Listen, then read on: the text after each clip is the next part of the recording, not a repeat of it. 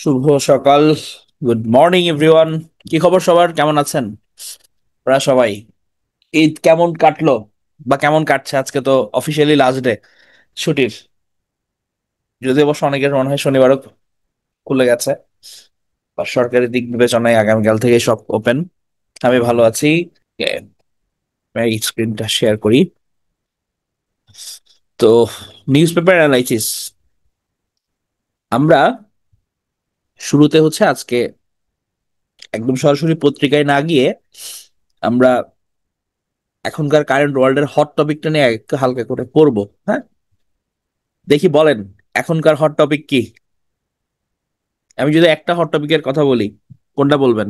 Yes, the Wars, Israel ওয়ার্স। এটা কালকে আমি মানে ঘুমাইছে অনেক রাতেই, আমি খালি দেখছিলাম যে কি অবস্থা হয়, লাইভ আপডেট গুলো দেখছিলাম। তো চলেন আমরা আগে এটা নিয়ে হচ্ছে হালকা করে একটু জানি যে তাদের ইতিহাসটা কি, কিভাবে কি শুরু হলো এই দ্বন্দ্বটা। আমার স্ক্রিন আশা করি দেখা যাচ্ছে।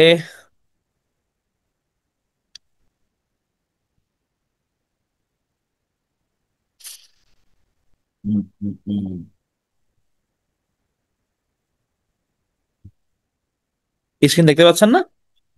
স্ক্রিন দেখা যাচ্ছে ক্লিয়ারলি? ওকে।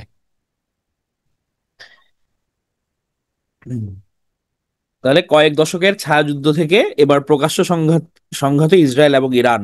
এটা হচ্ছে রয়টার্স এর হচ্ছে একটা লেখা, এটা প্রথম আলোতে তারা দিয়েছে। তো চলেন আমরা হচ্ছে এটা দেখি আগে যে ইসরায়েল এবং ইরানের মধ্যে গত কয়েক দশকে হওয়া প্রধান প্রধান উত্তেজনাপূর্ণ কিছু ঘটনা। তাহলে আমরা যদি হচ্ছে ইতিহাসের দিকে তাকাই, হ্যাঁ,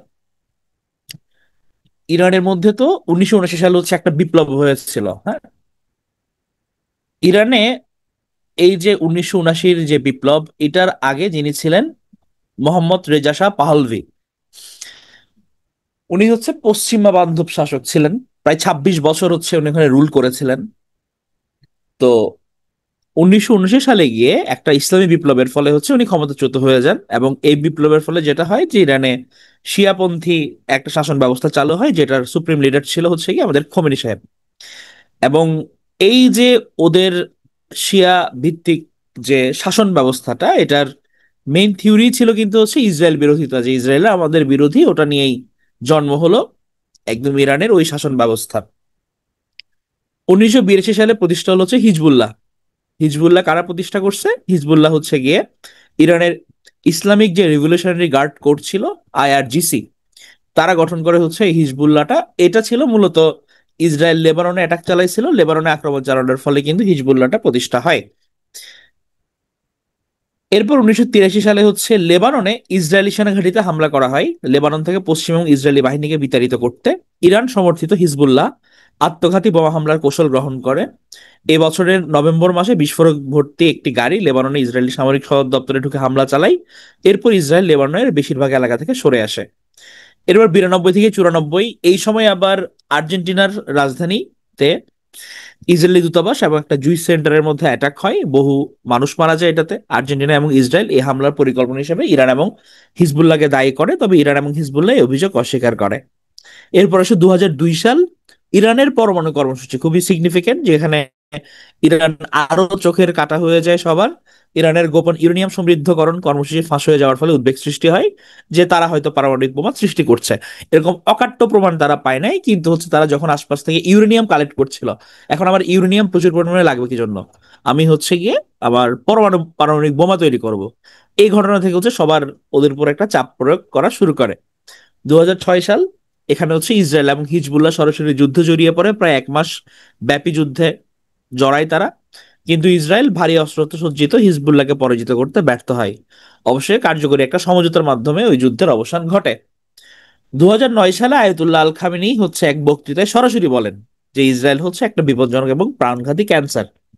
2010 সাল, এখানের মধ্যে যেটা হয়েছে যে তেহরানের হচ্ছে নাতানজ এলাকায় পারমাণবিক কেন্দ্রে ইউরেনিয়াম সমৃদ্ধকরণ স্থাপনায় একটা সাইবার হামলা চালানো হয়। এই হামলায় স্টাক্স নেট নামের একটি কম্পিউটার ভাইরাস ব্যবহার করা হয়। যুক্তরাষ্ট্র এবং ইসরায়েল এই ভাইরাস তৈরি করেছে বলে ব্যাপকভাবে ধারণা করা হয়। ওই হামলাকে শিল্প যন্ত্রপাতির উপর প্রথম কোনো প্রকাশ্য সাইবার হামলা হিসেবে বিবেচনা করা হয়।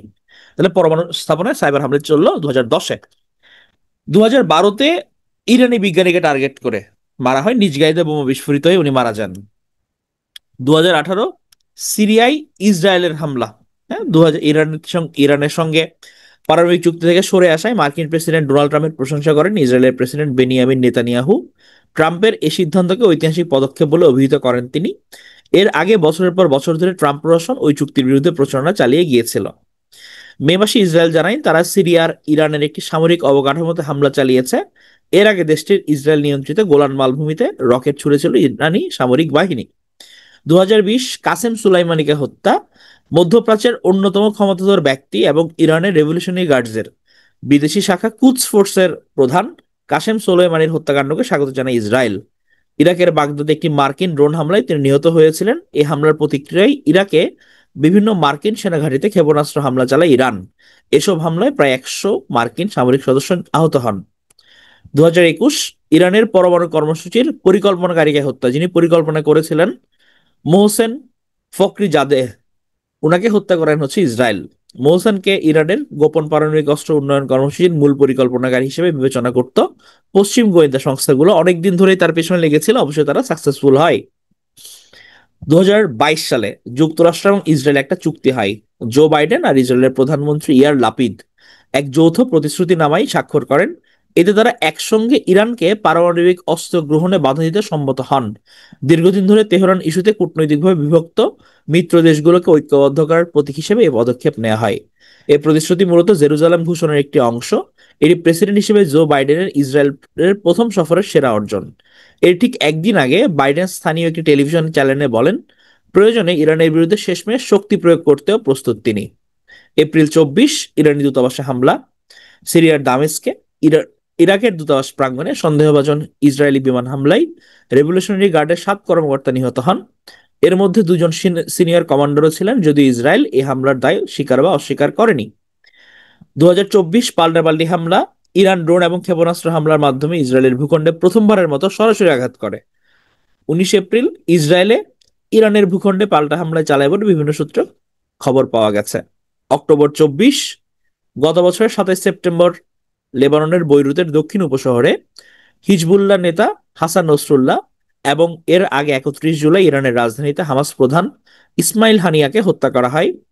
এর প্রতিশোধ নিতে গত বছরের অক্টোবরে ইসরায়েলে 180টির বেশি ক্ষেপণাস্ত্র নিক্ষেপ করে ইরান। জবাবে ওই মাসের শেষ দিকে ইসরায়েল ইরানের বিভিন্ন সামরিক স্থাপনায় হামলা চালায়। তবে এসব হামলা খুব বেশি ক্ষয়ক্ষতি হয়নি বলে দাবি করে ইরান। এবং লাস্টে হচ্ছে আমরা যেটা দেখলাম গত 13 তারিখ যে ইসরায়েল ইরানে বিমান এবং ক্ষেপণাস্ত্র হামলা চালায়। ইসরায়েল বলেছে তেহরানের পারমাণবিক অবকাঠামো এবং পারমাণবিক বোমার জন্য কাজ করা বিজ্ঞানীদের লক্ষ্য করে এই হামলা চালানো হয়েছে। এই অভিযানের নাম দেওয়া হয়েছে রাইজিং লায়ন। এই হামলায় ইরানের কমান্ডার এবং ক্ষেপণাস্ত্র কারখানাগুলো নিশানা করা হয়। ইরানের পাল্টা হামলার আশঙ্কায় ইসরায়েলের জরুরি অবস্থা ঘোষণা করা হয়েছিল। ইরানের রাষ্ট্রীয় সংবাদ মাধ্যম জানায় এই হামলায় ইরানের সেনা প্রধান মেজর জেনারেল মোহাম্মদ বাঘেরি, রেভলিউশনারি গার্ডের প্রধান হোসেন সালামি, পারমাণবিক বিজ্ঞানী ফারেদুন আব্বাসি এবং মোহাম্মদ মেহেদি তেহরানচি নিহত হয়েছেন। যুক্তরাষ্ট্র জানায় তার এই অভিযানে কোনো সহায়তা করেনি। এই হামলার একদিন আগে মার্কিন প্রেসিডেন্ট ডোনাল্ড ট্রাম্প বলেছিলেন মধ্যপ্রাচ্য থেকে মার্কিন কর্মীদের সরানো হচ্ছে কারণ অঞ্চলটি বিপজ্জনক হতে পারে। এখন ওদের যে কিলিংটা, এখানে প্রায় 78 জনের মতো নিহত হয়েছে লাস্টে যে অ্যাটাকটা ইসরায়েল যে চালানো ইরানের উপর, এবং একদম টার্গেটেড কিলিং। এবং এটা বোঝাই যাচ্ছে যে দীর্ঘদিন ধরে হচ্ছে এটা প্ল্যান করা হয়েছিল, প্রায় বছরের পর বছর ধরে। কারণ না হলে হচ্ছে ওদের বেস থেকে কিন্তু এটা অ্যাটাকটা যে এত নিখুঁতভাবে এক্সিকিউট করছে, এটা ফুল ক্রেডিট যায় হচ্ছে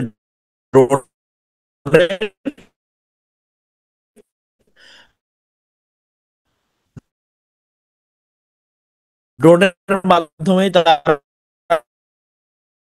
মূলত টার্গেটেড কিলিংটা করছে। এবং ড্রোন থাকছে নিখুঁতভাবে, এভাবে টার্গেটেড কিলিং না হলে করা যায় না যদি না তারা ওখান থেকে আগে থেকেই প্রস্তুতিটা নেয়। এবং মোসাদের হচ্ছে এটাকে ওরা স্পাইডার ওয়েব প্রযুক্তি বলে। আমরা লাস্ট যে দেখেছিলাম যে ইউক্রেন রাশিয়াতে হঠাৎ করে এক আক্রমণ চালানো বিমান ঘাঁটিগুলোতে, যে একদম এখানেও টার্গেট করে, এটা স্পাইডার ওয়েব প্রযুক্তি বলা হয়। তো প্যাটার্ন দেখে মনে হচ্ছে যে সেম প্যাটার্নেই হচ্ছে অ্যাটাকটা হয়েছে। এবং আহ, আমাদের মাকড়সা যেরকম হচ্ছে জাল বিস্তার করে না, জাল বিস্তার করে তাদের টার্গেট গুলোকে একদম বের করে এনে এনে মারে। এটাকে এই কারণে হচ্ছে স্পাইডার ওয়েব প্রজেক্টে বলা হয়। তো সব দিক বিবেচনায় হচ্ছে এখন খুবই উত্তপ্ত পরিস্থিতি। এবং উম, যেটা আমরা দেখলাম যে গতকাল রাতে গিয়ে আবার 3 দফায় মোটামুটি অ্যাটাক চালিয়েছে ইরানও, হচ্ছে মূলত টার্গেট করে বিভিন্ন লোকেশনে তারা পয়েন্ট আউট করেছে। এবং উম, অনেক জায়গায় ক্ষতিগ্রস্ত হয়েছে। এখন এটার দুইটা ব্যাপার আছে। অনেকে বলছে যে ইসরায়েল যে অ্যাটাক মানে কালকে রাতে যে অ্যাটাকটা হয়েছে, ওটা ঠেকানোর তারা চেষ্টা করে নাই। এখন চেষ্টা কেন করে নাই? চেষ্টা করে নাই হচ্ছে গিয়ে যে কিছু ক্ষেত্রে, হ্যাঁ, কারণ তারা ভিকটিম রোল প্লে করতে চায়। এবং অলরেডি আপনারা হচ্ছে বিভিন্ন নিউজ মিডিয়াতে যদি দেখেন যে অলরেডি ভিকটিম ব্লেমিং শুরু হয়ে গেছে যে ইরানের পরমাণু কর্মসূচি অবশ্যই বন্ধ করতে হবে, তারা হচ্ছে গিয়ে ইসরায়েলের উপর এভাবে হামলা করছে। এবং মজার ব্যাপার হচ্ছে, এই যে ইসরায়েল অ্যাটাক করলো ইরানের উপর, ইরান ব্যাক দেওয়ার আগেই জার্মানির ফরেন অ্যাফেয়ার্স এর টুইট থেকে তারা আগেই টুইট করে দিছে, মানে অ্যাটাক করার আগেই তারা নিন্দা জানাইছে যে আমরা ইরানের এরকম হামলার নিন্দা জানাই। হ্যাঁ, তাহলে কিছু জিনিস তো আজ করা যায় যে মানে ভিকটিম ব্লেমিংটা কোন জায়গায় চলে গেছে। তাহলে হচ্ছে এখানে ব্যাপার যেটা, যে এটা আসলে দীর্ঘদিনের হচ্ছে একটা প্ল্যানিং। এবং আমরা শুরু থেকেই দেখে আসছি যে আমরা যদি মধ্যপ্রাচ্য বিবেচনা করি, এখানের মধ্যে কিন্তু মেইন মানে এক্সিস্টেন্স, আমরা যে বলি যে এক্সিস অফ রেজিস্ট্যান্স, হ্যাঁ, যে আমাদের বিভিন্ন বাহিনী মানে বিভিন্ন দেশ বলি, অথবা হচ্ছে বিভিন্ন যে বিরোধী দলগুলো, এই যে হিজবুল্লাহ, হামাস, হ্যাঁ, এদের সবাইকে কিন্তু হচ্ছে এতদিন ব্যাকআপ দিয়েছে ইরান। এবং দেশ হিসেবে হচ্ছে মোটামুটি ইউএস এর চোখে, ইসরায়েলের চোখে চোখ রেখে কথা বলছে হচ্ছে ইরান। তো স্বাভাবিকভাবে হচ্ছে এরা দীর্ঘদিন ধরে আসলে মাথা ব্যথার কারণ ছিল। এই কারণে আমরা দেখলাম যে একদম সেই 1979 থেকে শুরু করে তাদের হচ্ছে অনেকগুলো এখানে হচ্ছে বিভিন্ন ছোট বড় তাদের সংঘাতের কাহিনী ঘটছে। এবং এইটার ফাইনাল মঞ্চায়নটা হয়েছে এই জুনে। এবং তাদের হচ্ছে এখন মোটামুটি টার্গেট যে যতটুকু পারা যায় যে তারা ইরানকে মানে ধ্বংস যতটুকু করে ফেলা যায়। এবং ওদের কিন্তু ক্ষতি হয়েছে ব্যাপক। কারণ যেসব মানুষজনকে মারছে তারা মোটামুটি মানে হেড অফ স্টেট ছাড়া, মাসুদ পেজেশকিয়ান ছাড়া ওদের সব স্তরের টপ লেভেলের মানুষজনকে কিন্তু তারা হত্যা করছে অলরেডি। হ্যাঁ, তারা অনেকটাই তারা সাকসেসফুল। বাট এখন দেখা যাক যে কূটনীতিক ভাবে হোক, বিভিন্ন ভাবে হোক, যে এটা কিভাবে তারা এটা ট্যাকেল ডাউন করে। তাহলে হচ্ছে আমরা একটু করে দেখলাম যে বাংলাদেশের উপর আসলে কি ইম্প্যাক্টটা পড়তে পারে। এটা আসলে বোঝাই যায় যে অলরেডি মানে পাল্টাপাল্টি হামলাতে কিন্তু শেয়ার বাজারে পুরো বৈশ্বিকভাবে বিশাল একটা দরপতন হয়েছে। আবার ওদিকে গোল্ডের প্রাইস একটু বেড়েছে, তেলের প্রাইস অলরেডি হচ্ছে গিয়ে এটা হাইয়ে চলে যাবে, এটা আমাদের উপর ইম্প্যাক্ট ফেলবে। আবার আমাদের যেহেতু মধ্যপ্রাচ্যে বিশাল একটা ওয়ার্কফোর্স কাজ করে, তো আমাদের জন্য ওখানে যদি পরিস্থিতি গরম হয়ে যায় মধ্যপ্রাচ্যের মধ্যে, কারণ সবাই যদি ইনভলভ হয়ে যায়, তখন আমাদের জন্য অলরেডি শঙ্কার এটা ব্যাপার, কারণ আমাদের এভিডেন্সের বড় একটা সোর্স। এখানে আমরা বিভিন্ন দিকে হচ্ছে আমাদের এক্সপার্ট ওনারা দুজন কথা বলেছেন। তবে এখানে হচ্ছে আহ যুক্তরাষ্ট্রের কথা দুজন অলরেডি হচ্ছে মেনশন করেছেন।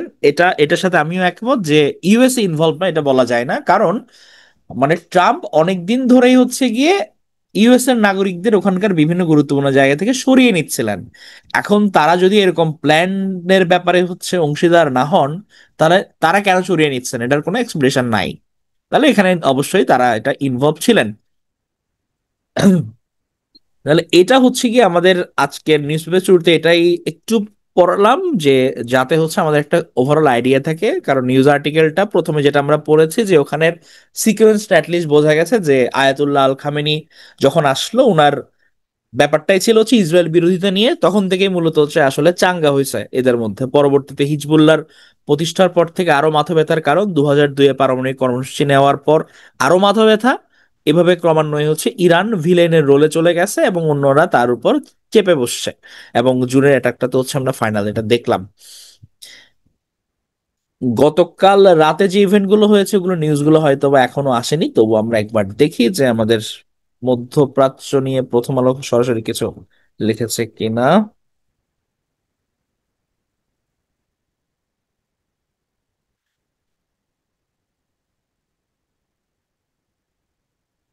না, এটা হচ্ছে এখনো তারা সকালেরটা কভার করতে পারেনি।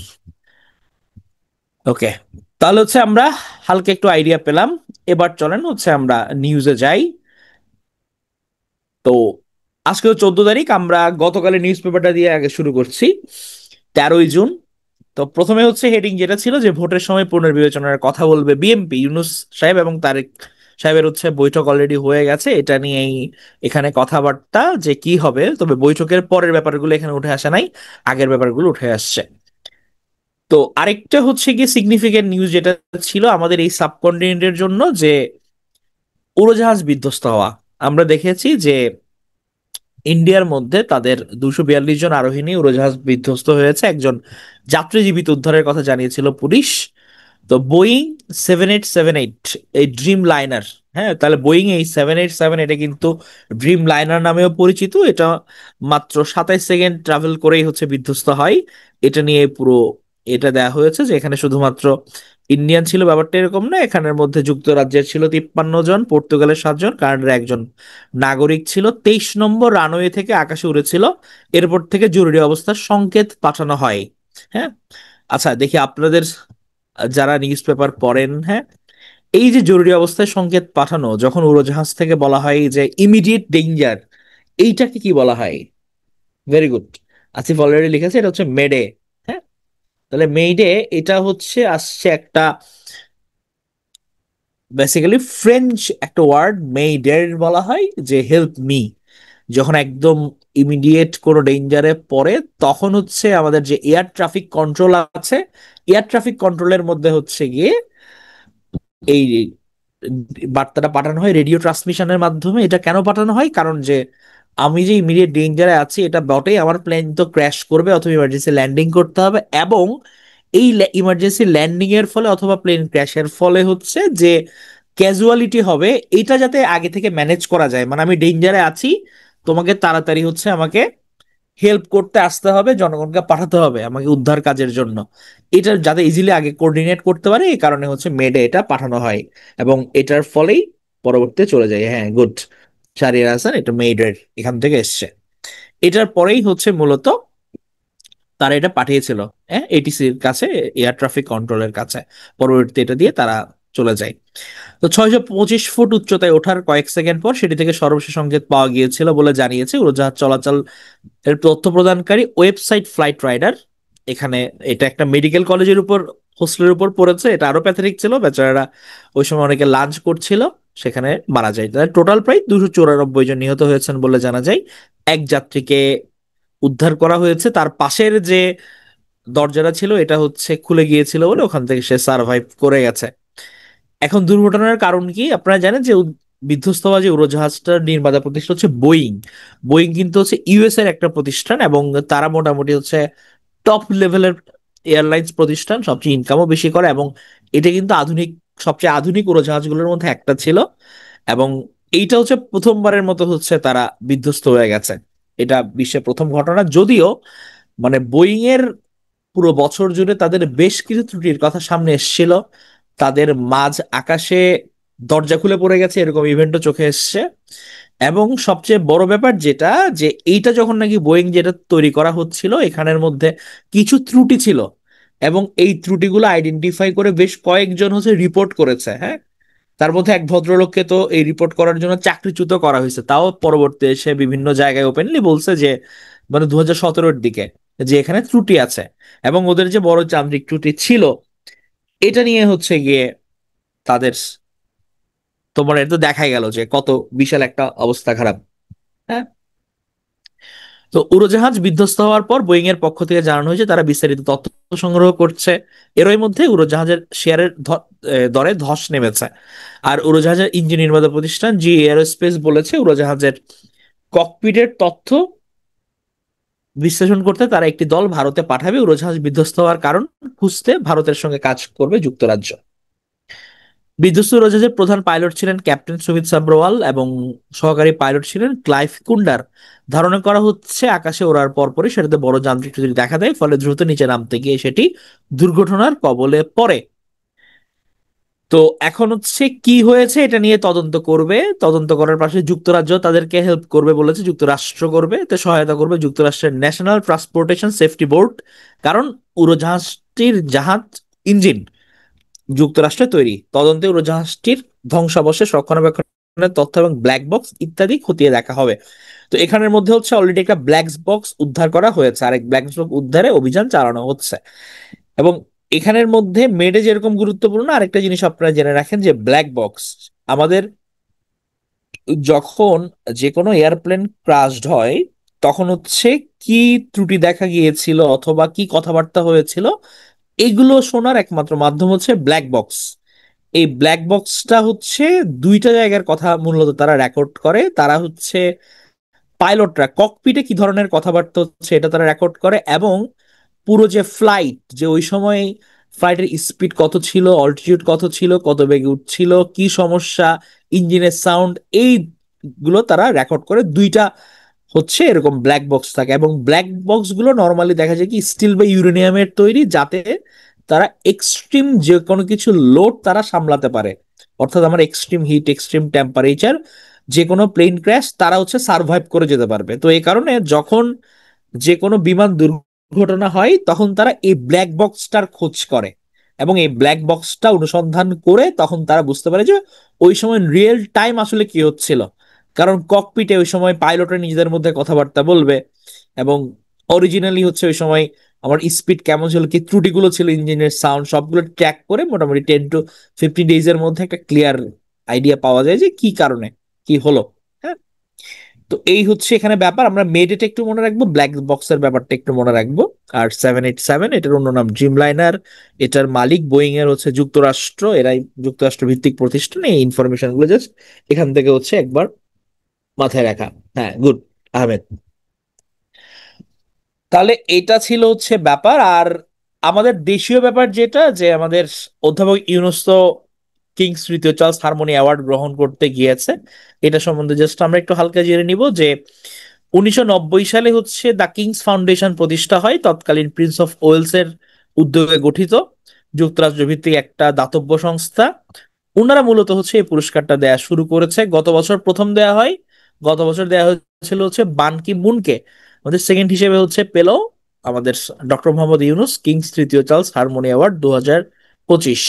হ্যাঁ, তো এবং এটার পর হচ্ছে ইয়ে সংস্কার কার্যক্রম নিয়ে কিছু আলোচনা হয়েছে। 30 মিনিটের একটা বৈঠকের কথা জানিয়েছেন প্রেস সচিব, যে চার্লসের সঙ্গে এই বৈঠকটা হয়েছে। হ্যাঁ, তাহলে আমরা ব্যাক টু দ্য প্যাভিলিয়ন, আমরা 13 তারিখের নিউজ পেপারের মধ্যে আসি। আপনারা জানেন যে যুক্তরাষ্ট্রের মধ্যে অভিবাসন বিরোধী বিভিন্ন বিক্ষোভ ছড়িয়ে পড়ছে ক্রমাগত। লস অ্যাঞ্জেলেসে মূলত হয়েছিল, এখন শহরে শহরে হচ্ছে বিক্ষোভ শুরু হয়েছে। এবং যে প্ল্যাটফর্মের আন্ডারে এই বিক্ষোভ কর্মসূচি, সেটা হচ্ছে ফেব্রুয়ারির ব্যাপারে আপাতত জানিয়েছে যে হ্যাঁ আমরা করতে পারি। এখন একটা বৈঠকের পরে তো ডিরেক্ট তো হচ্ছে নাকচ করা যাবে না, বাট এটা তারা মোটামুটি জানিয়েছে হ্যাঁ ঠিক আছে, আমরা সবকিছু যদি সংস্কার প্রস্তাব, মানে অনেক যদি কিন্তু আছে, যে আমরা যদি সংস্কার প্রস্তাবগুলো বিবেচনা করতে পারি অথবা বিচারের কাজে হচ্ছে আমাদের যথেষ্ট অগ্রগতি হয়, তাহলে সেক্ষেত্রে হয়তো হচ্ছে আমরা এটা করতে পারি। এখন দেখা যাক, এটা সময় আসলে বলবে কি অবস্থা হয় না হয়। তাহলে এই যে বিক্ষোভের ডাক দিয়েছে অভিবাসন বিরোধী, হ্যাঁ, যে ওদের যে পদক্ষেপটা ট্রাম্পের, এটা ডাক দিয়েছে 50-50 এক, হ্যাঁ, 50-501 নামের একটি প্ল্যাটফর্ম। শনিবারকে তারা কর্তৃপক্ষের আদেশ অমান্যের দিন বা ডে অফ ডিফায়েন্স ঘোষণা করেছে। হ্যাঁ, এটা চলছে কন্টিনিউ বিভিন্ন শহরে।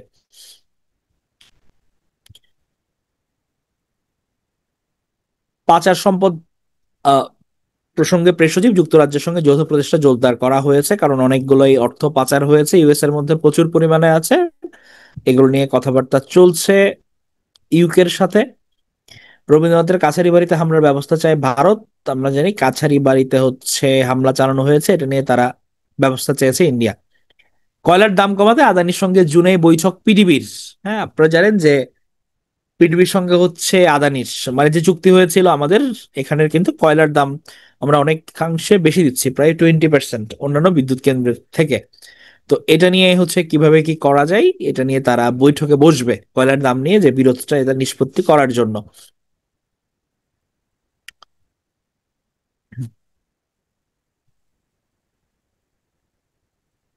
নারীর ক্ষমতায়ন প্রকল্পে নারী কর্মীদের চাকরি কেন অনিশ্চিত, এটা নারী ক্ষমতায়ন প্রকল্প নিয়ে এটা হচ্ছে লিখেছে যে বিভিন্ন সেক্টরের মধ্যে হচ্ছে যদিও নারীদের নিয়ে কাজকর্ম, বাট এখানে হচ্ছে তাদের রিক্রুটমেন্টটা অনেক কম এবং আউটসোর্সিং ভিত্তিক, এবং গভর্নমেন্টে কিন্তু তথ্য আপা, হ্যাঁ, এই প্রকল্পটা কিন্তু মোটামুটি ভালোই ছিল। এখন এই তথ্য আপার প্রকল্পের যারা কর্মী, এই জিনিসটাও আউটসোর্সিং, এবং আউটসোর্সিং মানে আপনারা জানেন যে আমি সরাসরি রিক্রুট করছি না, আমি একটা চুক্তি ভিত্তিক নিয়োগ করছি।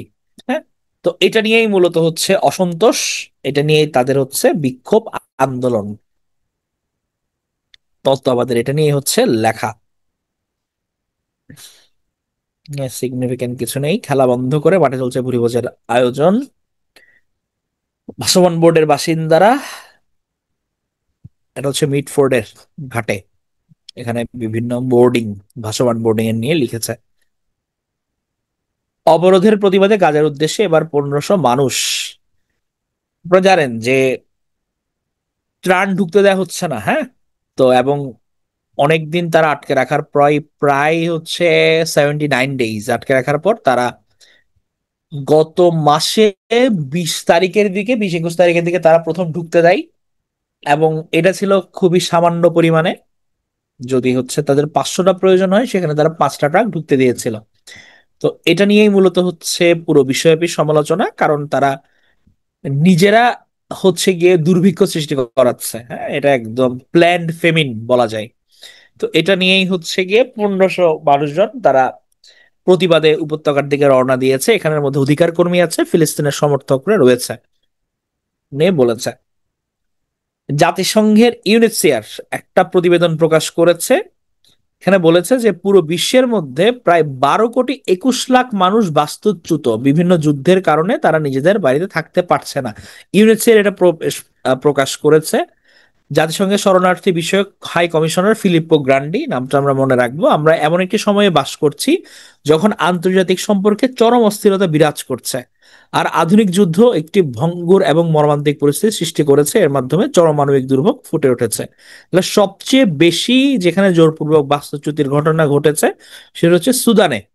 প্রায় 1,43,00,000 মানুষ হচ্ছে এখানে বাস্তুচ্যুত হয়েছে, কারণ সুদানিজরা প্রায় 1 দশক ধরে হচ্ছে তারা সংগ্রামে লিপ্ত, এবং তাদের ওখানে প্রচুর পরিমাণে মানে সম্পদ আছে। আফ্রিকার মধ্যে এটা বড় সমস্যা, তাদের সম্পত্তি তাদের মূল সমস্যা। এছাড়া তাদের অভ্যন্তরীণ বিভিন্ন জিওপলিটিক্যাল টেনশন, অনেকগুলো গোষ্ঠী এখানে সক্রিয়, সবাই বিভিন্ন অঞ্চলের দখল চায়। এই দখল করতে গিয়ে যেটা হয়েছে যে মানুষজন উদ্বাস্তু হয়ে যাচ্ছে জোরপূর্বক। তাহলে ইউনিসেফের প্রতিবেদনে এটা বলেছে যে 67 জনের মধ্যে একজন পুরো বিশ্বে বাস্তুচ্যুতির শিকার হয়েছেন। সে বছরে মোট 98 লাখ বাস্তুচ্যুত মানুষ দেশে ফিরেছেন, এটা 2024-এর রিপোর্ট। এর মধ্যে 16 লাখ মানুষ শরণার্থী, আর 82 লাখ মানুষ অভ্যন্তরীণভাবে বাস্তুচ্যুতির শিকার। তাহলে অভ্যন্তরীণভাবে বাস্তুচ্যুতি মানে হচ্ছে গিয়ে যে ধরেন চট্টগ্রামে থাকি আমি, আমাকে চট্টগ্রাম থেকে হচ্ছে উচ্ছেদ করা হলে আমি ঢাকায় গিয়ে আশ্রয় নিলাম, হ্যাঁ, এগুলোকে বলা হচ্ছে ইন্টারনাল ডিসপ্লেসড মানুষজন বলা হয়, যে আমার দেশের মধ্যে আমার অবস্থান, এক অবস্থান থেকে অন্য অবস্থানে যাওয়া, এদেরকে পয়েন্ট আউট করা হয়েছে এখানে। তাহলে বিশ্বের সবচেয়ে বেশি শরণার্থীদের আশ্রয় দেওয়া দেশগুলোর মধ্যে রয়েছে ইরান, তুরস্ক, কলম্বিয়া, জার্মানি এবং উগান্ডা। তারা সবচেয়ে বেশি মানুষকে আশ্রয় দিয়েছে।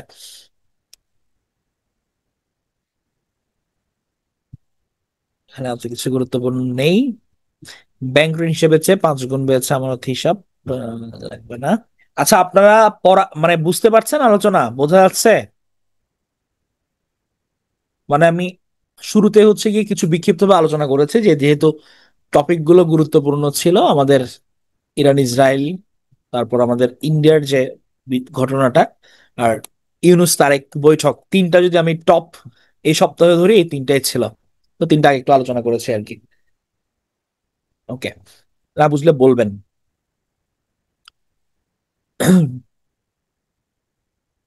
আচ্ছা, ইউএনএফপি এর হচ্ছে, এটা 12 তারিখের পেপার। ইউএনএফপি এ 12 তারিখের পেপার হচ্ছে একটা রিপোর্ট প্রকাশ করেছে, বিশ্ব জনসংখ্যা পরিস্থিতি প্রতিবেদন 2025। এবং এটাতে হচ্ছে আমাদের মানে হার খুবই প্যাথেটিক। সেটা হচ্ছে আমাদের বাল্য বিবাহ, 18 বছর আগে বিয়ে হচ্ছে 51%। 51%-এর আমাদের বাংলাদেশে বিয়ে হয়ে যাচ্ছে। আমাদের সার্কভুক্ত দেশগুলোর মধ্যে আমাদের অবস্থা এখানে সবচেয়ে খারাপ। ভারতে 23%, পাকিস্তানে 18%, মালদ্বীপে 2%, ভুটানে 26, শ্রীলঙ্কাতে 10%, নেপালে 35%। হ্যাঁ, তাহলে আমাদের 51% বাল্যবিবাহের হার। এবং আমাদের কিশোরী মায়ের সংখ্যাও বেশি। আমাদের হচ্ছে 1071 জন হচ্ছে কিশোরী মা। ভারতে 11, পাকিস্তানে 41, মালদ্বীপে 8, ভুটান 6, শ্রীলঙ্কা 16, নেপালেও 71। প্রসবে দক্ষ কর্মীর উপস্থিতি, এটার অবস্থা আমাদের খারাপ। মাতৃমৃত্যু, কারণ আপনার ডেলিভারির সময় হচ্ছে আমার ট্রেইনড কেউ থাকছে কিনা, এটার উপর কিন্তু হচ্ছে আমার মাতৃমৃত্যুটা অনেক হারে ডিপেন্ড করে। তো আমাদের হচ্ছে 70% এখানে দক্ষ কর্মীর উপস্থিতির রেটটা, যেখানে অন্যান্য দেশগুলোর মধ্যে সার্কভুক্ত ভারতে 89%, পাকিস্তানে 68, মালদ্বীপে 100%, ভুটানে 99%, শ্রীলঙ্কাতে 100%, নেপালে 80%। মাতৃমৃত্যুর হার আমাদের প্রতি লাখে 115 জন মা মারা যাচ্ছে। ভারতে 80 জন, পাকিস্তানে 155 জন, মালদ্বীপ 32, ভুটানে 47, শ্রীলঙ্কা 18 এবং নেপালে 142। তাহলে আমাদের ওভারঅল হচ্ছে অবস্থা কিন্তু অত ভালো না। হ্যাঁ, তবে হচ্ছে যেটা মানে সফলতার গল্প যেটা বলা যায় সেটা হচ্ছে, মানে আমরা যদি আমাদের একদম স্বাধীনতার পরবর্তী যে অবস্থাটা দেখতে পাই, যে 72-73, তখন আমাদের যে গর্ভধারণ থেকে শুরু করে কিশোরী অবস্থা, বাল্যবিবাহ, এগুলো আরো অনেক বেশি ছিল, ওই অনুযায়ী কমে এসছে। কিন্তু ওভারঅল হচ্ছে কি আমাদের মানে আরো কমাতে হবে আর কি এই হারগুলা। এটা হচ্ছে কথা। অভিবাসন বিরোধী অভিযান, এটা আমরা অলরেডি বলেছি। লস অ্যাঞ্জেলেসে কারফিউ জারি, চলছে গণগ্রেফতার। 50501। যুক্তরাজ্যে সাইফুজ্জামান চৌধুরীর সম্পত্তি জব্দ, আল জাজিরার প্রতিবেদন। হ্যাঁ, সাইফুজ্জামান চৌধুরী জাবেদ ভূমিমন্ত্রী আমাদের চট্টগ্রামের, তার বাড়ির সংখ্যা অলরেডি আপনারা জানেন কি পরিমাণ। তো এটা নিয়ে হচ্ছে বিবৃতি যে এদের যুক্তরাজ্যে বাংলাদেশের সাবেক ভূমিমন্ত্রী সাইফুজ্জামান চৌধুরীর সম্পদ জব্দ করেছে দেশটির national crime agency NCA. Bangladeshi কর্তৃপক্ষের আবেদনের পরিপ্রেক্ষিতে সাইফুজ্জামানের বিরুদ্ধে এই পদক্ষেপ নেওয়া হয়েছে। নির্বাচনের পথ নকশা নিয়ে কাজ শুরু আগামী সপ্তাহে। ভোটার তালিকায় নতুন যুক্ত হবে 60 লাখের বেশি। মারা যাওয়ায় তালিকা থেকে বাদ যাবে 20 লাখের বেশি। সংসদে নারীর প্রতিনিধিত্বের কোন পদ্ধতি বেশি কার্যকর, এটা বদিউল আলম মজুমদার লিখেছেন। তো বদিউল আলম মজুমদার আপনারা জানেন যে সুশাসনের জন্য নাগরিক, এটার উনি হচ্ছে প্রধান। তো চলেন একটু দেখি যে উনি নারীর প্রতিনিধিত্ব নিয়ে কি লিখেছেন। এখানে কিছু প্রস্তাব সহ লেখা হয়েছে।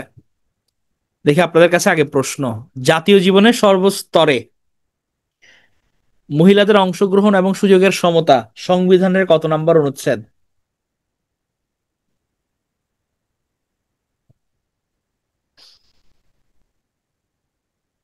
এটা 19-এর 3 নম্বর অনুচ্ছেদ। গুড। তাহলে বর্তমানে জাতীয় সংসদে নারীদের জন্য 50টি আসন সংরক্ষিত হয়েছে, যা মোট আসনের 14%। আমাদের সংবিধান অনুযায়ী কত পার্সেন্ট সংরক্ষণ করা লাগবে?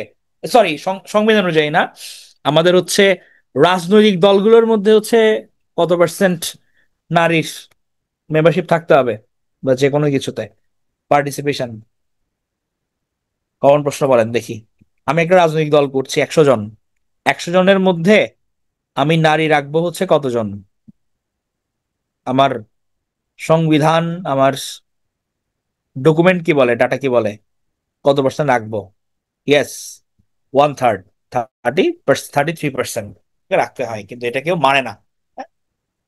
এখন ওনারা এটার দিকেই ফোকাস করছে যে নারীর রাজনৈতিক ক্ষমতায়ন প্রসারিত করার লক্ষ্যে অন্তর্বর্তীকালীন সরকারের উদ্যোগে গঠিত সংবিধান সংস্কার কমিশনের পক্ষ থেকে আসন সংখ্যা 100-তে উন্নীত করার প্রস্তাব করা হয়। কমিশন প্রতি 3টি সংসদীয় আসন, নারীদের জন্য একটি আসন সৃষ্টি এবং সেসব আসন থেকে নারীদের সরাসরিভাবে নির্বাচিত হওয়ার প্রস্তাব করে। এখন তারা বলছে যেটা, যে আপনারা আসন বাড়ান, 100টা করেন, এবং 100টা এটা সংরক্ষিত আসন না, এরা ডিরেক্ট হচ্ছে গিয়ে নির্বাচিত হবে। এবং ওই 100টা আসনের মধ্যে হচ্ছে তারা কি করবে, তারা হচ্ছে সরাসরি প্রতিদ্বন্দ্বিতা করবে নারীদের সাথে। ধরেন আমি 100টা আসন সিলেক্ট করলাম, এই 100টা আসনের মধ্যে কোনো পুরুষ প্রতিদ্বন্দ্বী থাকবে না। বিভিন্ন দল নারীদেরকেই নমিনেট করবে, নারীরা নারীদের সাথে লড়াই করে তারা হচ্ছে গিয়ে ক্ষমতায় বসবে, তারা এমপি হবে ওখান থেকে। এবং এই 100টা আসন এটা হবে ঘূর্ণমান পদ্ধতি। এবার যদি 100 আসন হয়, পরবর্তীতে আর বাকি 100টা আসন, পরবর্তীতে আর বাকি 100টা আসন, এভাবে করে হচ্ছে তারা এটা ঘুরবে। এবং হচ্ছে তারা বলল কি যে নির্বাচন ব্যবস্থা সংস্কার কমিশন যে আপনি আসন সংখ্যা প্রয়োজনে 300 থেকে 400 করেন। হ্যাঁ, তার মধ্যে হচ্ছে গিয়ে এই 400-র মধ্যে 100টা নারীদের জন্য ফিক্স করে দেন, এখান থেকে শুধু নারীরা নারীদের সাথে লড়বে, আর বাকি 300টা আসনে নারী পুরুষ উভয় পার্টিসিপেট করতে পারবে। এবং এই যে ঘূর্ণায়মান পদ্ধতিতে আপনি 100টা 100টা 100টা এভাবে হচ্ছে ঘুরাবেন, এটা হচ্ছে গিয়ে তাদের প্রস্তাব। হ্যাঁ, তবে এখানের মধ্যে সম্প্রতি যে সংলাপটা হয়েছে, অনেকেই বলেছে ঠিক আছে আমরা 100টা করতে রাজি আছি, তবে বড় কয়েকটি দলের এ সম্মত ছিল শর্ত সাপেক্ষ। কয়েকটি দল নারীদের জন্য 100টি সংরক্ষিত আসনের ব্যাপারে সম্মত, যদি আসনগুলো জাতীয় সংসদ নির্বাচনে তাদের পাওয়া ভোটের হারের অনুপাতে, অর্থাৎ আনুপাতিক পদ্ধতিতে বিতরণ করা হয়। মানে আমি 100টা আসন মেনে নিব, তবে এইটা হচ্ছে গিয়ে মানে সরাসরি প্রতিদ্বন্দ্বিতা করে ব্যাপারটা এরকম না, আনুপাতিক পদ্ধতি দিতে হবে, মানে এখন যেভাবে চলে ওভাবেই। হ্যাঁ, যে আমি যদি 20% ভোট পাই, তাহলে আমাকে 100টার মধ্যে 20টা আমাদের দিয়ে দিতে হবে, এভাবে। আবার অন্য একটা পক্ষ যেটা বলেছে যে যদি এসব আসন জাতীয় সংসদ নির্বাচনে তাদের পাওয়া আসন সংখ্যার ভিত্তিতে বিতরণ করা হয়, এ ব্যবস্থায় একটি দল যদি সংসদ নির্বাচনে 150টি আসন পায়, তাহলে সেই দল 100টি সংরক্ষিত আসনের মধ্যে 50টি পাবে। প্রসঙ্গত এটি আমাদের বিদ্যমান ব্যবস্থা জানিয়ে ব্যাপক সমালোচনা রয়েছে। লক্ষণীয়, জাতীয় ঐক্যমত্য কমিশন এবং রাজনৈতিক দলের সাম্প্রতিক সংলাপের মাধ্যমে জাতীয় সংসদে নারীদের জন্য 100টি আসন সংরক্ষণের ব্যাপারে মোট 4টি প্রস্তাব টেবিলে হাজির হয়েছে। প্রস্তাবগুলো হলো বিদ্যমান 300 আসনের প্রতি 3টি আসন একত্র করে 100টি নতুন আসন সৃষ্টি এবং সেগুলো নারীদের জন্য সংরক্ষণ করা, সংসদের আসন সংখ্যা 400 করে সেগুলো থেকে 100টি আসনে ঘূর্ণমান পদ্ধতিতে নারীদের নির্বাচিত করা, সংসদের আসন সংখ্যা 400 করে তা থেকে 100টি আসন সংখ্যানুপাতিক পদ্ধতিতে দলগুলোর মধ্যে বিতরণ করা, সংসদের আসন সংখ্যা 400 করে তা থেকে 100টি আসন জাতীয় সংসদ নির্বাচনে প্রাপ্ত আসনের হারের ভিত্তিতে অর্থাৎ বিদ্যমান পদ্ধতিতে দলগুলোর মধ্যে বিতরণ করা। হ্যাঁ, এখন হচ্ছে গিয়ে যেটাই হোক, যদি মানে নারী নেতৃত্ব অথবা নারীর ক্ষমতায়ন নিশ্চিত করতে হয়, তাহলে সেক্ষেত্রে হচ্ছে গিয়ে আপনার এটা কার্যকর করলে এটা ভালো, 100টা পদ দিয়ে যে আসন। এবং 100টা আসন যখন এনশিওর করা হবে, তখন রাজনৈতিক দলগুলোও চিন্তা করবে যে আমাদের এখানে তো ফিমেল পার্টিসিপেশন লাগবে, এবং এই যে 33%, 1/3 এর ব্যাপারটা তখন চলে আসে, তখন তারা এটা মাথায় রাখবে। হ্যাঁ, এটা নিয়ে হচ্ছে সুজন সাহেব, সুজনের মতিলাল মজুমদার সাহেব লিখেছেন যে নারীর নেতৃত্ব বিকাশের হচ্ছে উৎকৃষ্টতম উপায় হচ্ছে গিয়ে যে এই ঘূর্ণমান পদ্ধতিতে বিরাট সংখ্যক নারী নেতৃত্বটা এনশিওর করা। ডেঙ্গুর প্রকোপ কিন্তু আবার বাড়ছে, ডেঙ্গু নিয়ন্ত্রণে দ্বিগুণ ওষুধ ছিটাবে ঢাকা দক্ষিণ সিটি। বাংলাদেশ যখন লন্ডনের দিকে তাকিয়ে, অলরেডি আমরা দেখেছি পাকিস্তান আফগানিস্তানের সম্পর্কের বরফ যেভাবে গললো, আমরা এটা দেখি যে তাদের উত্তেজনাটা কিভাবে কমেছে সাম্প্রতিক। নাটকীয় অগ্রগতিতে পাকিস্তান ও আফগানিস্তান রাষ্ট্রদূত পর্যায়ে তাদের কূটনৈতিক সম্পর্ক উন্নয়নে রাজি হয়েছে। আফগানিস্তানে দ্বিতীয় তালেবান শাসন শুরুর পর দুই দেশের সম্পর্ক চূড়ান্ত রকমের উত্তেজনাকর হয়ে পড়ে। সাম্প্রতিক সিদ্ধান্ত দ্বিপক্ষীয় সম্পর্কের ক্ষেত্রে বড় ধরনের বড় পরিবর্তনের ইঙ্গিত দেয়। গত মাসে বেইজিং এ চীন, আফগানিস্তান ও পাকিস্তানের পররাষ্ট্রমন্ত্রীদের অনানুষ্ঠানিক বৈঠকের পর এই ঘোষণা আসে।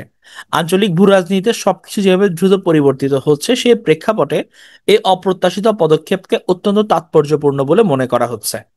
2021 সালে তালেবান ক্ষমতা নেওয়ার পর চীন, রাশিয়া, সংযুক্ত আরব আমিরাত ও উজবেকিস্তানের মতো কয়েকটি দেশ তালেবান প্রশাসনের রাষ্ট্রদূতকে তাদের দেশে স্বাগত জানিয়েছে। পাকিস্তান এতদিন পর্যন্ত কাবুলে কনসুলেট পর্যায়ে উপস্থিতি বজায় রেখে চলেছিল। যাই হোক, এখন পর্যন্ত কোনো সরকারই আনুষ্ঠানিকভাবে তালেবান প্রশাসনকে স্বীকৃতি দেয়নি। এর একটি প্রধান কারণ হলো নারীদের শিক্ষার অধিকার এবং কাজের উপর তালেবান সরকার কঠোর নিষেধাজ্ঞা দিয়েছে। তালেবান নেতৃত্বে কট্টরপন্থীদের প্রভাব রয়েছে, ফলে তাদের রক্ষণশীল নীতির পরিবর্তনের সম্ভাবনা খুবই কম। পাকিস্তানের সঙ্গে আফগানিস্তানের সম্পর্কের বরফ এমন এক সময় গলতে শুরু করলো যখন ভারত পাকিস্তানের 4 দিনের যুদ্ধে গোটা অঞ্চলে বড় ধরনের সংঘাত ছড়িয়ে দেওয়ার আশঙ্কা তৈরি হয়েছিল। সে সময় নয়াদিল্লির সঙ্গে কাবুলের সম্পর্ক ঘনিষ্ঠ হচ্ছিল, সে কারণে অনেক বিশ্লেষক তালেবান প্রশাসন ভারতের দিকে ঝুঁকে পড়েছে বলে মনে করেছিলেন। কিন্তু বেইজিং এর বৈঠক পরিস্থিতির নাটকীয় পরিবর্তন আনে। এখানে চীনের মধ্যস্থতাকারী ভূমিকা যেমন স্পষ্ট, তেমনি দুই প্রতিবেশী রাষ্ট্রের পক্ষ থেকেও কূটনৈতিক সংবেদনশীলতা দেখানো হয়েছে। রাষ্ট্রদূত পর্যায়ে সম্পর্ক উন্নীত করার সিদ্ধান্ত নিঃসন্দেহে ইতিবাচক পদক্ষেপ। এটি বিভিন্ন ক্ষেত্রে দ্বিপক্ষীয় সহযোগিতার নতুন সম্ভাবনার পথ খুলে দেয়। হ্যাঁ, তাহলে ইন্ডিয়ার সঙ্গে কিন্তু তালেবানের সম্পর্ক ভালো, তারা বিভিন্ন বিজনেস করছিল মাঝখান দিয়ে। চীন কিন্তু ঠিকই মাঝখান দিয়ে ঢুকে দুই পক্ষের মধ্যে যেরকম সম্পর্ক উন্নয়ন করাই দিছে পাকিস্তান আফগানিস্তানের মধ্যে, আবার তারা একটা প্রপার ব্যালেন্স মেনটেন করছে। হ্যাঁ, তাহলে সেখানে যথারীতি হচ্ছে চীন বুদ্ধিমত্তার পরিচয় দিছে আর কি। তাহলে তালেবান দ্বিতীয় দফায় ক্ষমতায় ফেরার প্রথম কয়েক মাস বাদ দিলে দুই দেশের সম্পর্কে ক্রমে অবনতি হয়েছে। সাম্প্রতিক সময়ে দুই দেশের সম্পর্ক বৈরিতায় রূপ নেই। সীমান্ত সংঘর্ষ থেকে শুরু করে বাণিজ্য বন্ধ হওয়ার ঘটনাও ঘটেছে, কিন্তু সবচেয়ে উত্তেজনাকর পরিস্থিতি তৈরি হয় পাকিস্তানের বিরুদ্ধে যুদ্ধরত জঙ্গিদের জন্য আফগানিস্তানের ভূমি ব্যবহার করতে দেওয়া। বেশিরভাগ ক্ষেত্রে আফগান তালেবান কমান্ডারদের সহযোগিতায় নিষিদ্ধ ঘোষিত তেহরিকি তালেবান পাকিস্তানের মতো সশস্ত্র গোষ্ঠীগুলো সেখানে সক্রিয়। 2021 সালে যুক্তরাষ্ট্র ন্যাটো বাহিনী আফগানিস্তান ছেড়ে যাওয়ার সময় এসব অস্ত্রশস্ত্র ফেলে গিয়েছিল।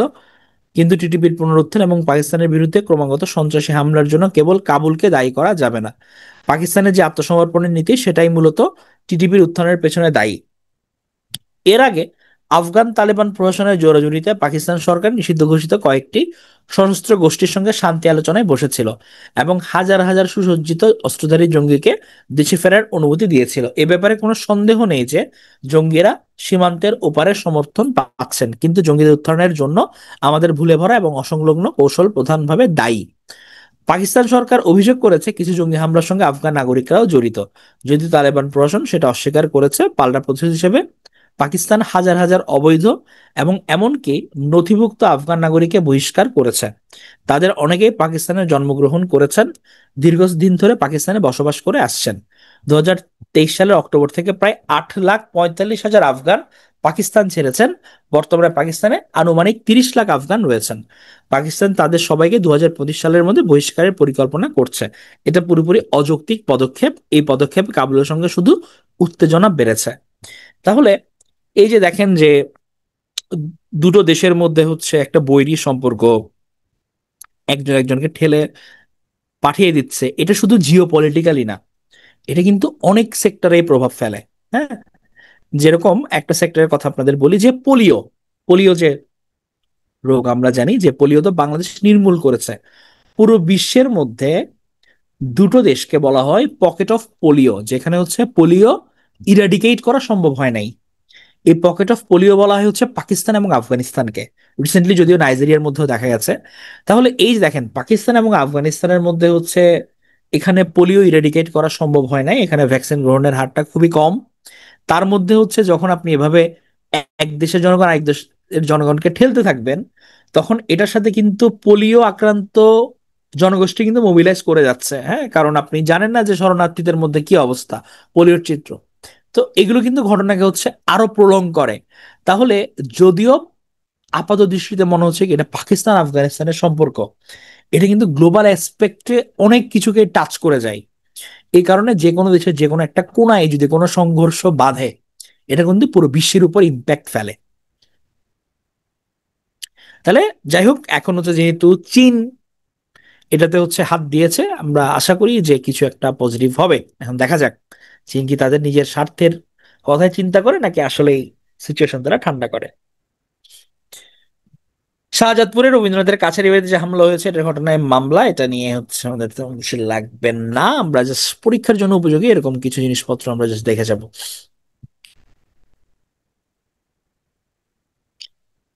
আহ এখানের মধ্যে একটা জিনিস জাস্ট দেখার, সেটা হচ্ছে বাংলাদেশের জিডিপি প্রবৃদ্ধি কমে 3.3% হবে। এটা হচ্ছে বিশ্ব ব্যাংকের আভাস। সর্বশেষ পূর্বাভাস হচ্ছে চলতি 2024-25 অর্থ বছরে বাংলাদেশের জিডিপি প্রবৃদ্ধি কমে 3.3% নেমে আসতে পারে, এটা তাদের প্রেডিকশন। তবে আগামী দুই অর্থ বছরে জিডিপি প্রবৃদ্ধি বাড়বে। হ্যাঁ, 2025-26 এটা 4.9 হবে, 2026-27 মধ্যে 5.7 হবে। হ্যাঁ, এখন এইটা স্বাভাবিক এক হিসাবে, কারণ আমাদের বাইরের যে ইনভেস্টমেন্টটা এটা এখন খুবই কম। এখন খুবই কম কেন?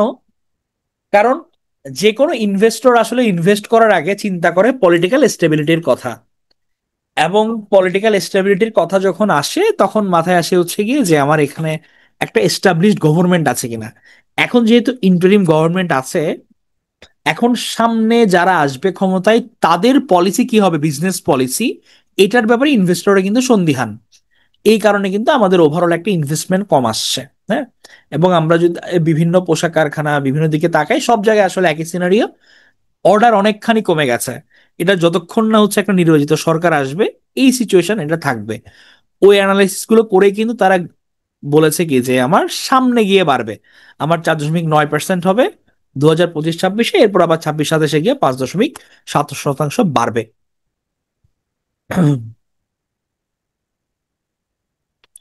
এখানে হচ্ছে ইসলাম ধর্মের অনুসারী দ্রুত বাড়ছে, এটা পিউ রিসার্চ, এটা গবেষণায় বলেছে। এখন তারা বিশ্বের দ্বিতীয় বৃহত্তম ধর্ম, সবচেয়ে সংখ্যা বেড়েছে, 35 কোটি নতুন মানুষ বৃদ্ধি পেয়েছে বলেছে 2010 সাল থেকে। অস্থির সংকটে টাঙ্গুয়ার হাওর শূন্য হচ্ছে প্রকৃতির ভান্ডার। টাঙ্গুয়ার হাওরের অবস্থা খুবই খারাপ, ডিএসএস এই নষ্ট করছে সবকিছু মিলিয়ে। এখানে গুরুত্বপূর্ণ কিছু নেই।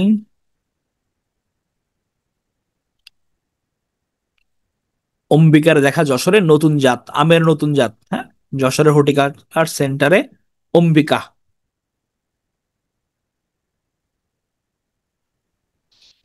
এনে আমরা বুধবারের নিউজ যাই। প্রথম আলোর গত এক সপ্তাহে হচ্ছে ওরকম সিগনিফিকেন্ট কিছু নাই। হ্যাঁ, এই কারণে হচ্ছে সিগনিফিকেন্ট গুলো আপনাদের ওই শুরুতেই আমি একটু বলে দিয়েছিলাম আর কি। হ্যাঁ, তবুও আমরা একটু গো থ্রু করি, যেগুলো ইম্পর্টেন্ট চোখে পড়বে এগুলো আমরা পড়বো।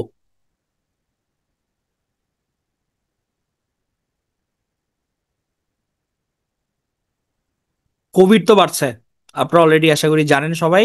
সো আমাদের যে অভ্যাস যেগুলো ছিল এগুলো আবার গ্রো করতে হবে কোভিড কালীন।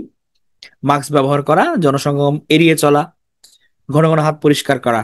হ্যাঁ, অথবা জ্বর কাশি শ্বাসকষ্ট যদি হয় তাহলে সেক্ষেত্রে আপনি নিজেই সেফটি মেনটেন করে আইদার ওষুধ নিবেন, না হলে হচ্ছে মানুষ থেকে হচ্ছে দূরে থাকতে হবে। এটা নিজেরটা নিজেকে করতে হবে, কারণ আমাদের বাংলাদেশ প্রিপেয়ার্ড না, আমরা কখনো প্রিপেয়ার্ড ছিলাম না, এখনো প্রিপেয়ার্ড না।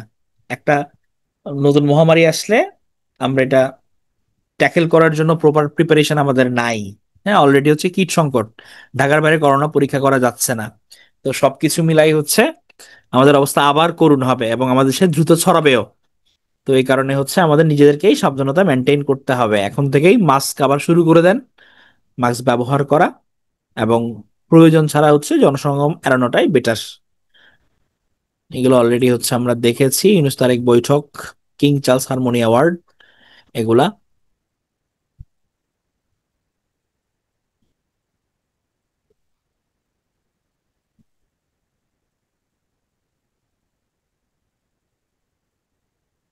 ঘোষণা দিয়ে দুই পক্ষের সংঘর্ষ, ব্রাহ্মণবাড়িয়া এবং সরাইল ক্ষেতের শশা চুরির ঘটনা নিয়ে দুই পক্ষের মধ্যে সংঘর্ষ ঘটেছে।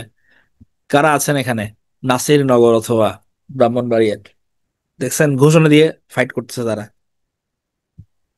অবশ্য ঈদের সময় এটা হয়, আমাদের যখন হচ্ছে ডিউটি থাকতো না হসপিটালে, তখন হচ্ছে আমরা দেখতাম যে এই মারামারি করে আসছে। হ্যাঁ, যে মানে ঈদের ছুটি আছে মারামারিতে লিপ্ত হয়েছে গ্রামবাসীরা, এরকম প্রায় কেস পাইতাম।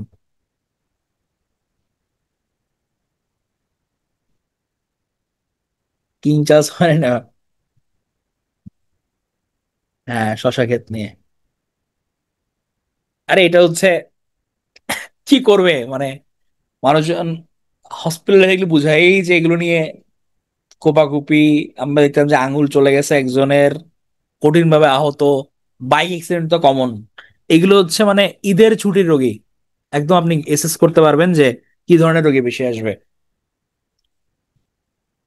বিচার বিভাগের স্বাধীনতার লঙ্ঘন, ষোড়শ সংশোধনী। দেখি আপনারা এখানে বলেন যে বিচারপতিদের অপসারণ করার ক্ষমতা এখন কাদের হাতে,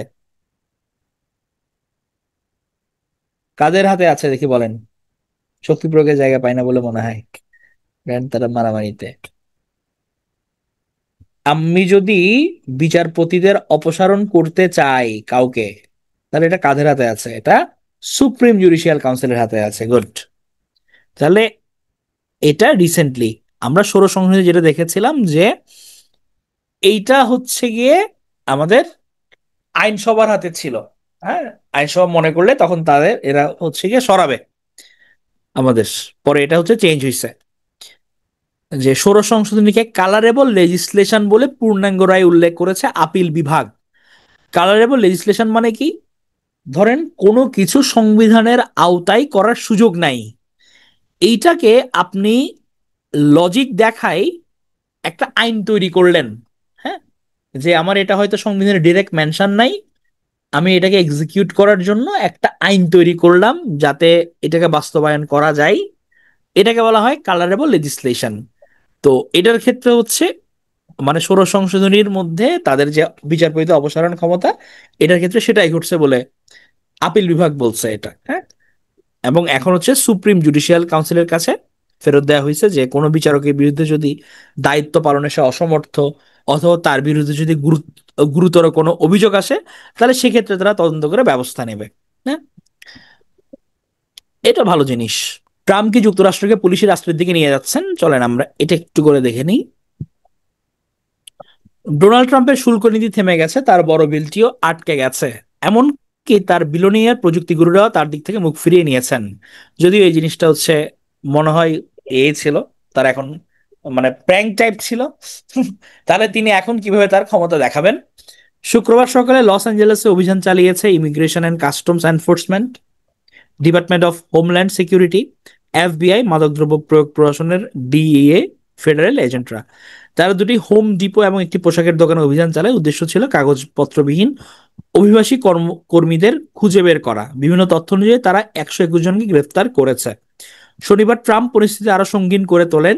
তিনি লস অ্যাঞ্জেলস কাউন্টিতে ন্যাশনাল গার্ডের কমপক্ষে 2000 সৈন্য মোতায়েন করার নির্দেশ দেন। তিনি হুঁশিয়ারি দিয়ে বলেন, অভিবাসন কর্মকর্তাদের কাজে বাধা দিলে তা বিদ্রোহ বলে গণ্য করা হবে। হোয়াইট হাউসের deputy chief of staff Stephen Miller এই প্রতিবাদকে বিদ্রোহ বলে আখ্যা দেন। শনিবার সন্ধ্যায় প্রতিরক্ষা মন্ত্রী পিট হেগসেথ সক্রিয় মেরিন সেনা মোতায়েনের হুমকি দেন। তিনি বলেন, আইসিই এবং ফেডারেল আইন প্রয়োগকারী সংস্থার উপর সহিংস হামলাগুলোর উদ্দেশ্য আমরা জানি। হামলাগুলো করা হয়েছে আমাদের দেশ থেকে অবৈধ বিদেশিদের সরাতে বাধা দেওয়ার জন্য। এটি অপরাধী চক্র দ্বারা পরিচালিত বিপজ্জনক আক্রমণ। একে আমরা জাতীয় নিরাপত্তার জন্য বিশাল ঝুঁকি বলে গণ্য করছি। তাহলে ট্রাম্প এবং তার সরকার এমন একটি কাঠামো তৈরি করেছেন 5টি ধাপে। এক, তথাকথিত বিদ্রোহ, অভ্যন্তরীণ বিদ্রোহ বা আক্রমণের ভিত্তিতে জরুরি অবস্থা ঘোষণা করা। হ্যাঁ, যে মানে পুলিশি রাষ্ট্রের কাঠামোর ব্যাপারে যেটা বলা হচ্ছে, এবং সেই জরুরি অবস্থা ব্যবহার করে দেশের অভ্যন্তরে বেসামরিক নাগরিকদের বিরুদ্ধে ফেডারেল এজেন্টদের ক্ষমতা প্রয়োগের জন্য ডেকে আনা। এই সামরিক এজেন্টদের নির্বিচার অপহরণ এবং বিনা ওয়ারেন্টে গ্রেফতার করার অনুমতি দেওয়া, যথাযথ প্রক্রিয়া ছাড়া এই লোকদের আটকে রাখা, আটক ব্যক্তিদের জন্য কারাগারে অতিরিক্ত স্থান এবং আটক কেন্দ্র তৈরি করা, অবশেষে পরিস্থিতি আরো অবনতি ঘটলে সামরিক আইন ঘোষণা করা। তাহলে পুরো বিশ্বের মধ্যে যেখানে ইউএসএ মানবতার ঝান্ডা বহন করে, তারা এখন হচ্ছে পুলিশি রাষ্ট্রের কাঠামোর দিকে যাচ্ছে। তাহলে পরবর্তী তারা যদি হচ্ছে মানবতা নিয়ে কোনো কথা বলে, মানবাধিকার নিয়ে, গণতন্ত্র নিয়ে কথা বলে, তখন তো তাদেরকে ধরা উচিত। আমেরিকা এখনো সামরিক আইনে পৌঁছায়নি, কিন্তু একবার চালু হলে একটি পুলিশি রাষ্ট্রের কাঠামো আপনা আপনি গড়ে উঠতে থাকে। তখন অভ্যন্তরীণ মিলিশিয়া, ধরপাকড়, আটক কেন্দ্র এবং সামরিক আইন একের পর এক আসতে থাকে। বেসামরিক নিয়ন্ত্রণ যখন সামরিক নিয়ন্ত্রণে চলে যায়, তখন জাতি বিভক্ত হয়ে পড়ে। এক পক্ষ একে সমর্থন করে, আরেক পক্ষ এর বিরোধিতা করে। স্বৈরাচার উভয় দিকে ভয় ও রাগ উস্কে দিয়ে নিজের অবস্থান সংহত করতে থাকে। বর্তমানে ট্রাম্পের পুলিশি রাষ্ট্রের বিরুদ্ধে প্রধান প্রতিরোধের দুটি উপায় আছে: ফেডারেল আদালতের দ্বারস্থ হওয়া এবং ব্যাপক শান্তিপূর্ণ প্রতিবাদ করা। শনিবার 10 June no kings day of action পালিত হবে। এতে অনেক শান্তিপূর্ণ প্রতিবাদকারী অংশ নেবেন। এসব আন্দোলনে আমেরিকার নাগরিকদের শান্তিপূর্ণ থাকা জরুরি। এখন যুক্তরাজ্যের জন্য এক ভয়ঙ্কর হতাশাজনক সময়, কিন্তু এও সত্য যে একজন স্বৈরাচারী শাসকের প্রতিষ্ঠা করা পুলিশি রাষ্ট্র উৎখাত করতে জনসংখ্যার মাত্র 3.5% প্রয়োজন। এটা সাবেক মার্কিন সহমন্ত্রী রবার্ট রাইকের লেখা গার্ডিয়ান থেকে ইংরেজির অনুবাদ। সুন্দর লিখেছেন।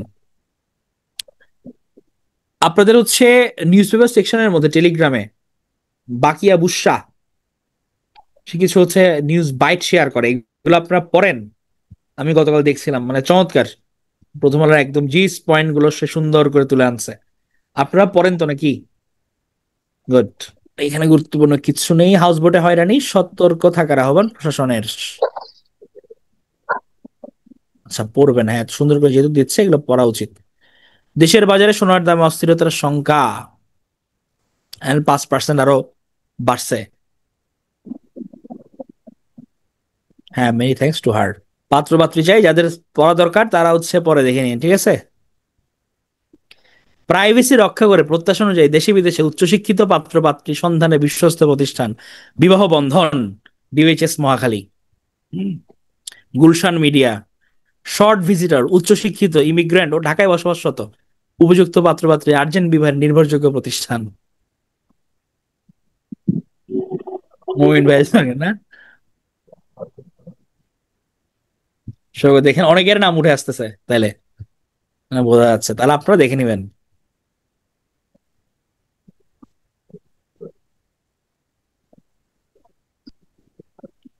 কোরবানির চামড়ার দাম এবারও কম। লোকসানে ছোট ব্যবসায়ী, আমাদের চট্টগ্রামে তো অনেক জায়গায় ফেলেই দিছে, নাই নাই ব্যবসায়ীরা। থুনবার্গকে ফেরত পাঠালো ইসরায়েল, গ্রেটা থুনবার্গ। আপনারা তো এটা জানেন যে ফ্রিডম ফ্লোটিলা কোয়ালিশন, এটা হচ্ছে ফিলিস্তিনপন্থী আন্তর্জাতিক অলাভজনক সংস্থা। ফ্রিডম ফ্লোটিলা কোয়ালিশন পরিচালিত ওদের একটা জাহাজ ম্যাডলিন, এই ম্যাডলিন করে তারা কি করছিল, তারা হচ্ছে ফিলিস্তিন অভিমুখে যাত্রা করেছে ত্রাণ নিয়ে, গাজার উদ্দেশ্যে রওনা দিয়েছিল জাহাজটি, ম্যাডলিন নামক জাহাজে। এখানে গ্রেটা থুনবার্গ ছিল, মানবাধিকার কর্মী ছিল, সাবেক একজন একজন এমপিও ছিলেন। হ্যাঁ। তো এদেরকে হচ্ছে আবার মানে দখল নিয়েছিল ইসরায়েল, এখন আবার ছেড়ে দিছে আর কি। তবে তাদেরকে হচ্ছে আরো হয়রানি করা হবে সামনে। সে অস্থিরতা কবে যে আকাশ হয়ে পড়ে। হ্যাঁ মমিন ভাই, এগিয়ে যান, শুরু করেন শুরু করেন, দেরি করা ঠিক না। তাহলে গ্রেটা থুনবার্গকে কিন্তু অনেকে মানে মক করে তাকে নিয়ে। হ্যাঁ। তো সে এই মেডেলিনে যে কাজটা করছে এটা কিন্তু মানে একটা হিউজ একটা ব্যাপার, মানে নিজের লাইফকে থ্রেটের মুখে ফেলে এই ধরনের একটা অ্যাক্টিভিটি করা। Salute to her.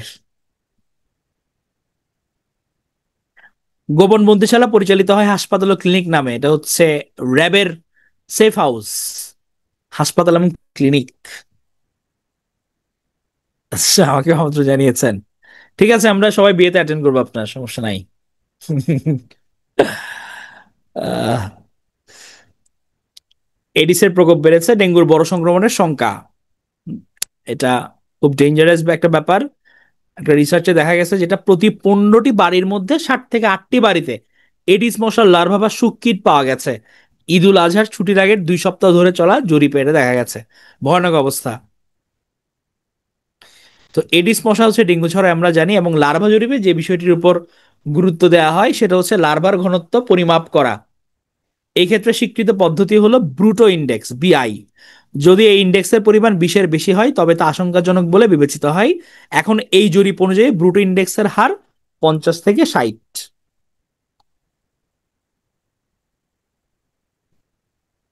হ্যাঁ, এই অবস্থা খুব কিন্তু ভয়ানক, এটা খেয়াল রাখতে হবে আমাদের। ডেঙ্গু, কিউলেক্স সবকিছুই বাড়ছে। সর্বোচ্চ সংক্রমণ বরিশাল বিভাগে 1994 জন, বরিশালে এবার বাড়তি। তাহলে বরিশালবাসী সাবধান থাকতে হবে, সবাইকে সাবধান থাকতে হবে। কোভিড, ডেঙ্গু দুইটা আমাদের সামনে বিশাল এক সমস্যা। আহতদের তালিকায় ভুয়া নাম বাদ পড়েছেন 25 জন।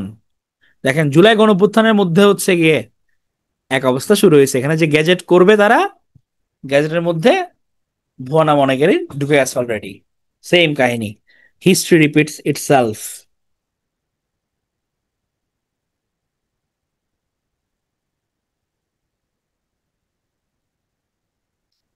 ঈদের কারণে পেপারগুলোর সাইজ একদমই ছোট করে ফেলেছে অবশ্য। গাজায় যে কারণে অস্ত্রধারী গুন্ডাপসি ইসরায়েল, চলেন একটু দেখি। মাসের পর মাস ধরে ইসরায়েল এবং তাদের সমর্থকেরা বলে এসেছে হামাস নাকি গাজায় পাঠানো মানবিক ত্রাণ সহায়তা চুরি করছে।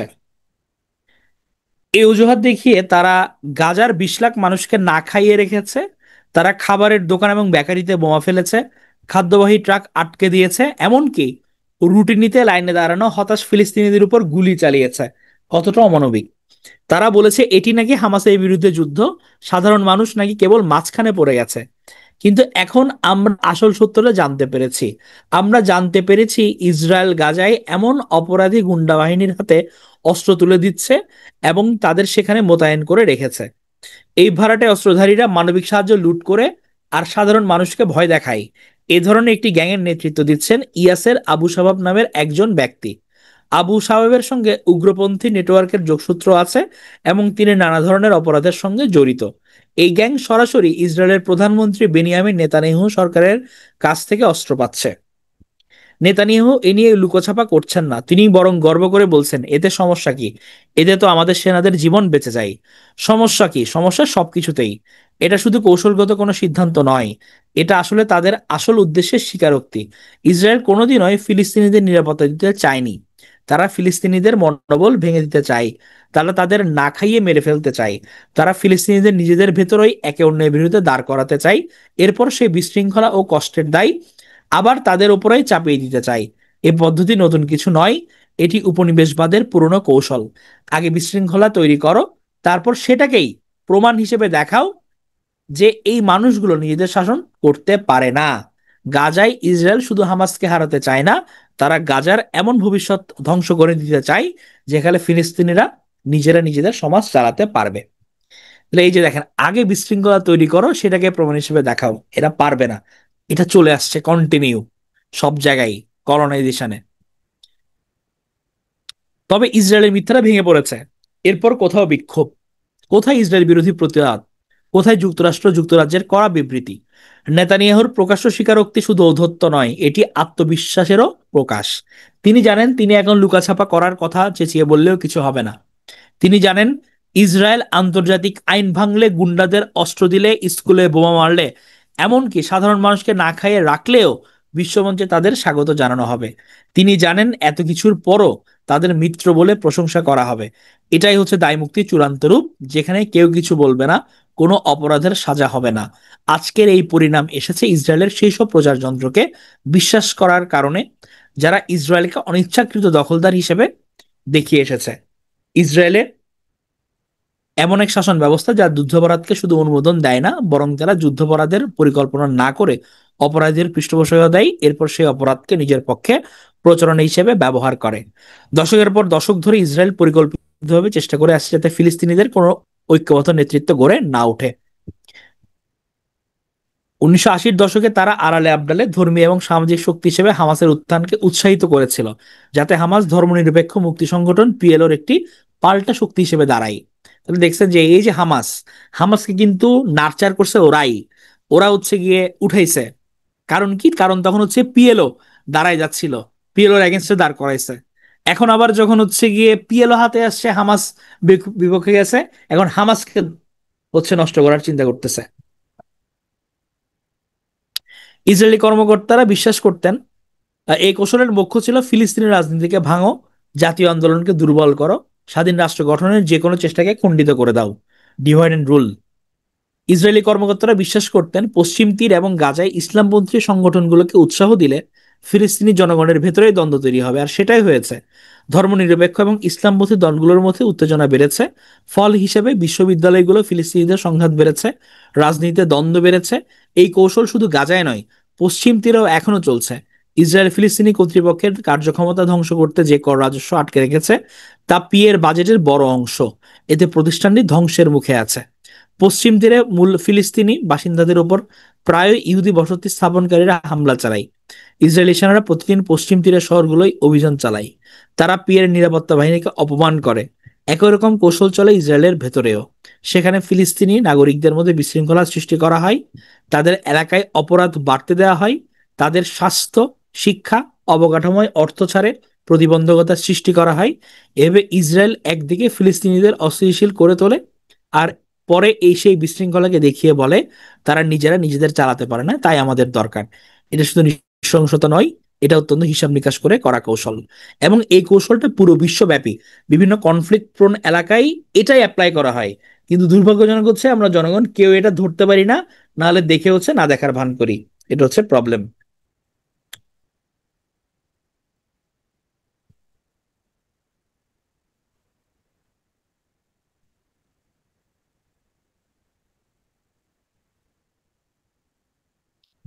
ওদের আর বেশিক্ষণ নাই, আর দুইটা নিউজ পেপার দেখে আমরা শেষ করে দিবো। এখানে তেমন একটা নিউজ নাই, জাস্ট ইম্পর্টেন্ট কিছু দেখলে আমরা, চোখে পড়লে আমরা পড়বো। কারণ ঈদের কারণে এ সময় এটা আট ঈদে করে দিয়েছে। মোবাইল ডেটার ব্যবহারে পিছিয়ে বাংলাদেশ। আমরা বাংলাদেশ হচ্ছে মোবাইল ডেটার ব্যবহারে পিছিয়ে আছি। আমরা বাংলাদেশ মাসে গড়ে 7.26 জিবি ডেটা ব্যবহার করা হয়।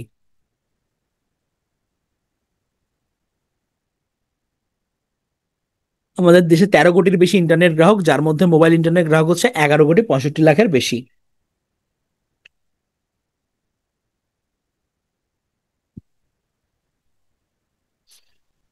বিশ্বব্যাংকের 2023 প্রতিবেদনে বলেছে 100 জনের মধ্যে 39 জন ইন্টারনেট ব্যবহার করে বাংলাদেশে। তবে বাংলাদেশের পরিসংখ্যান ব্যুরোর যে প্রকাশিত প্রতিবেদন এখানে বলছে গত ডিসেম্বর শেষে হচ্ছে 52.4% পরিবার সরাসরি ইন্টারনেট ব্যবহারকারী ছিল। আরো বেশি রিলস দেখতে হবে রাশেদ, যাবে ক্যারিয়ার যাবে বেশি রিলস দেখলে তখন। বিবিএস এর সর্বশেষ তথ্য বলছে দেশের 72% পরিবারে স্মার্টফোন রয়েছে। তাহলে পরিবার পর্যায়ে স্মার্টফোন ব্যবহারে অগ্রগতি থাকলেও ব্যক্তি পর্যায়ে কম। বিশ্বব্যাংকের প্রতিবেদন অনুযায়ী হচ্ছে এটা 52%।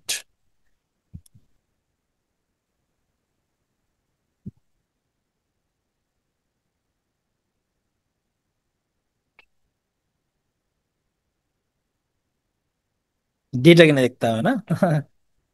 হ্যাঁ, ওয়াইফাই দেখলে হবে না, আমাদের ডাটা ব্যবহার আগাইতে হবে।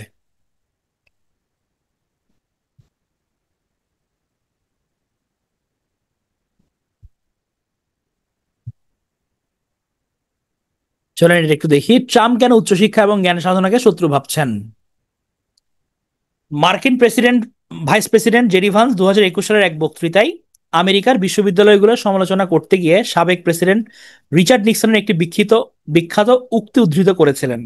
নিক্সনের কথাটি ছিল, অধ্যাপকেরা আমাদের শত্রু। যদিও ভ্যান্স নিজে ইয়েল ল স্কুল থেকে পড়াশোনা করেছেন, এরপরও তিনি প্রেসিডেন্ট ডোনাল্ড ট্রাম্পের নেতৃত্বে আমেরিকার নামকরা বিশ্ববিদ্যালয়গুলোর বিরুদ্ধে পরিচালিত অভিযানে একজন সক্রিয় সৈনিক হিসেবে কাজ করছেন।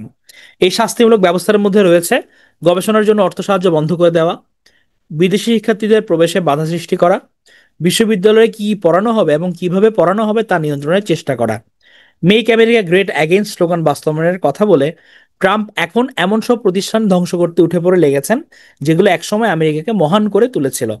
প্রশ্ন হলো, যেসব প্রতিষ্ঠান চিকিৎসা প্রযুক্তির বিস্ময়কর অগ্রগতি এনেছে সেগুলোর উপর এত আক্রমণ চালানোর পেছনে উদ্দেশ্যটা আসলে কি? হার্ভার্ড বিশ্ববিদ্যালয় অন্য শীর্ষস্থানীয় বিশ্ববিদ্যালয়গুলোকে ইহুদি বিদ্বেষের আঁতুড়ঘর হিসেবে করা এক ধরনের ধৃষ্টতা। এই মন্তব্যটি এমন একজন মার্কিন প্রেসিডেন্টের কাছ থেকে এসেছে যিনি মশাল হাতে আমাদের ভূমিতে ইহুদিদের ঠাঁই হবে না বলে স্লোগান দেওয়া নাৎসিদের মধ্যেও অনেক ভালো মানুষ আছে বলে অতীতে মন্তব্য করেছেন। আসলে মাগাপন্থী অর্থাৎ ট্রাম্পের অনুসারীদের কাছে ইহুদি বিদ্বেষের সংখ্যা খুব সংকীর্ণ। তাদের মধ্যে যারা ইসরায়েলের বর্তমান সরকার বা তার নেতানিয়াহুর সমালোচনা করেন তারাই ইহুদি বিদ্বেষী। অর্থাৎ কেউ যদি ইহুদি রাষ্ট্রবাদের বিরুদ্ধে কথা বলেন তবে তাকে তারা ইহুদিদের ঘৃণা করা লোক বলেই ধরে নেন। সব সমালোচক ইহুদি বিদ্বেষে নন, এই সহজ কথাটা তারা মানতে চান না। ফিলিস্তিনপন্থী ছাত্র আন্দোলনকারীদের মধ্যে কিছু মানুষ ইহুদি বিদ্বেষী হতে পারেন, শিক্ষকদের মধ্যে কেউ কেউ হয়তো এমন আছেন, কিন্তু এই কয়েকজনের কারণে গোটা উচ্চশিক্ষা ব্যবস্থাকে ধ্বংস করে দেওয়ার কোনো যুক্তি নেই। আইভি লীগ বিশ্ববিদ্যালয়গুলোতে যেমন হার্ভার্ড, ইয়েল, প্রিন্সটন ইত্যাদি ইহুদি বিদ্বেষ দূর করার যে কথা বলা হচ্ছে তা আসলে একটি অজুহাত মাত্র। এর লক্ষ্য হলো বিশ্ববিদ্যালয়ের বামপন্থী আর উদারপন্থী মানুষের উপর আঘাত না, যারা অনেকে নিজেরাও ইহুদি। জ্ঞানীগুণী মানুষদের, বিশেষ করে বিজ্ঞানীদের প্রতি ঘৃণা চরমপন্থী জনতুষ্টিবাদ রাজনীতির পুরনো বৈশিষ্ট্য। 1930-এর দশকে হিটলার বলেছিলেন জার্মানরা বেশি শিক্ষিত হয়ে পড়েছে, শুধু জ্ঞানকে গুরুত্ব দেওয়া হচ্ছে, এসব জ্ঞানী কাজের শত্রু।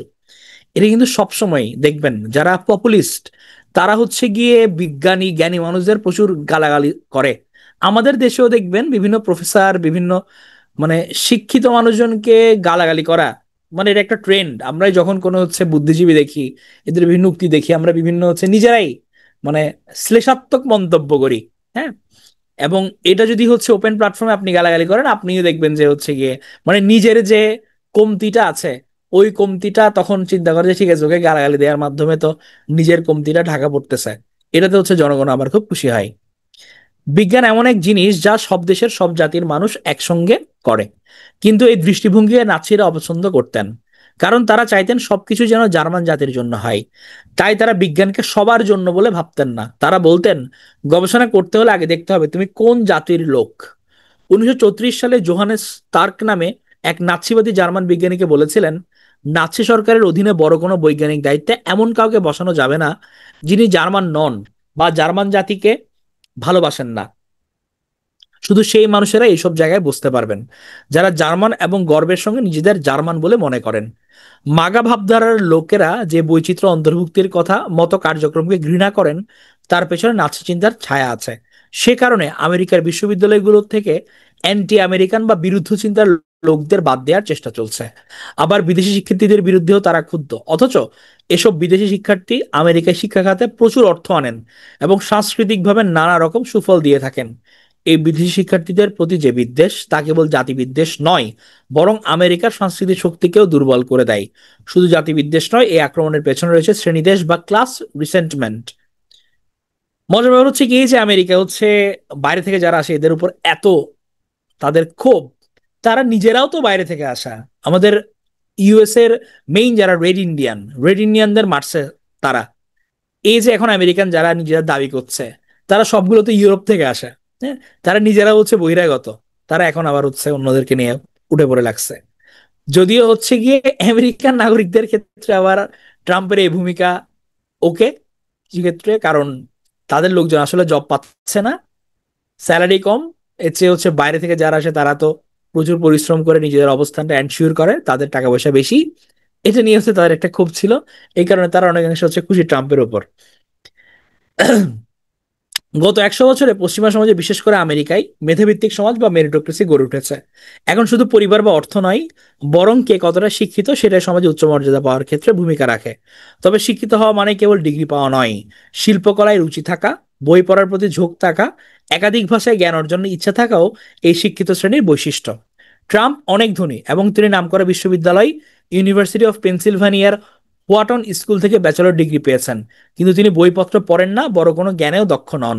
আসলে মাগাধারার লোকেরা শুধু নিজেরা অযোগ্য বলে যে শিক্ষিতদের ঘৃণা করেন বিষয়টি এমন নয়, এর পেছনে শ্রেণীগত ক্ষোভও আছে। শুধু ডিগ্রি বা ভালো সঙ্গীতের রুচি থাকলেই সমাজে মর্যাদা পাওয়া যায় না। সাম্প্রতিক সময়ে সমাজে উচ্চ মর্যাদা পেতে হলে জাতি, লিঙ্গ বা যৌনতা নিয়ে নির্দিষ্ট প্রগতিশীল দৃষ্টিভঙ্গি থাকাও দরকার হয়। অনেকের কাছে এই প্রগতিশীলতা মানে কেবল বুদ্ধিবৃত্তিক উচ্চতা নয়, বরং নৈতিক উৎকর্ষের চিহ্ন হয়ে দাঁড়িয়েছে। ফলে যারা এই মানদণ্ডে পৌঁছাতে পারেনি বা স্বীকৃতি পায়নি, তারা এখন এই ব্যবস্থাকে ধ্বংস করতে চায়। আমেরিকার অনেক সেরা বিশ্ববিদ্যালয়ে এখন অসহিষ্ণুতা ছড়িয়ে পড়েছে। এটি একেবারেই একাডেমিক বা শিক্ষা বিষয়ক স্বাধীনতার পরিপন্থী। রাজনীতিকে এখন অনেক সময় ধর্মবিশ্বাসের মতো করে দেখা হয়।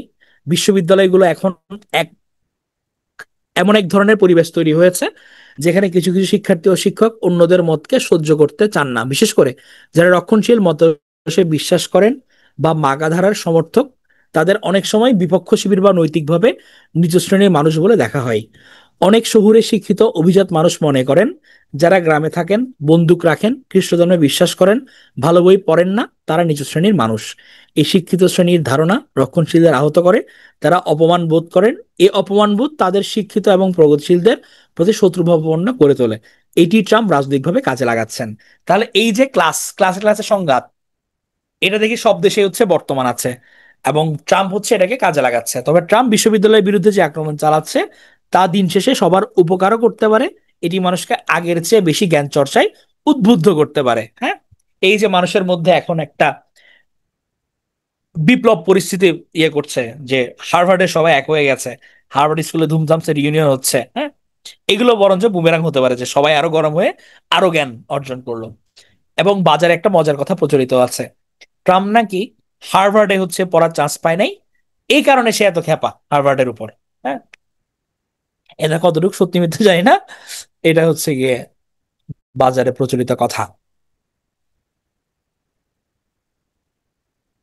চলেন আমরা হচ্ছে আজকে লাস্ট নিউজ পেপারটা একটু দেখি, রোববারের। এখানে গুরুত্বপূর্ণ কিছু নেই।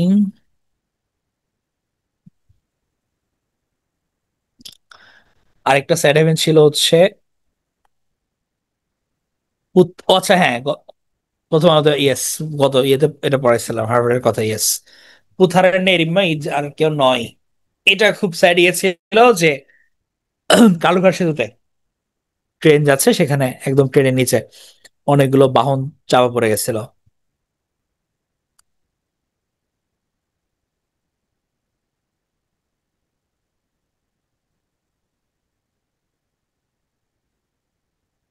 শিশুদের বড়দের কাছে আবেদন, এটা হচ্ছে মানুষ হিসেবে থাকার কথাটা বলেছে।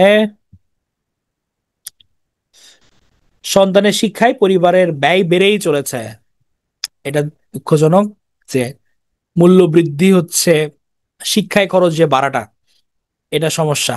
খাতার পিছিয়ে সবগুলো দাম বেড়ে যাচ্ছে।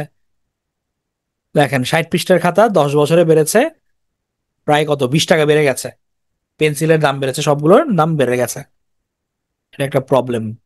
টিউশন ফি প্রাইভেট স্কুল 131 টাকা, এখন হচ্ছে 668 টাকা।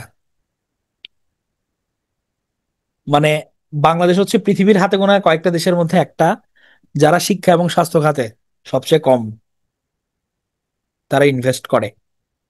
এবং এটার ফলে যেটা হয়, আমরা যারা হেলথ ইকোনমিক্স নিয়ে পড়াশোনা করেছেন বা জানেন কিছুটা, আউট অফ পকেট এক্সপেন্ডিচার বলি আমরা একটা জিনিস।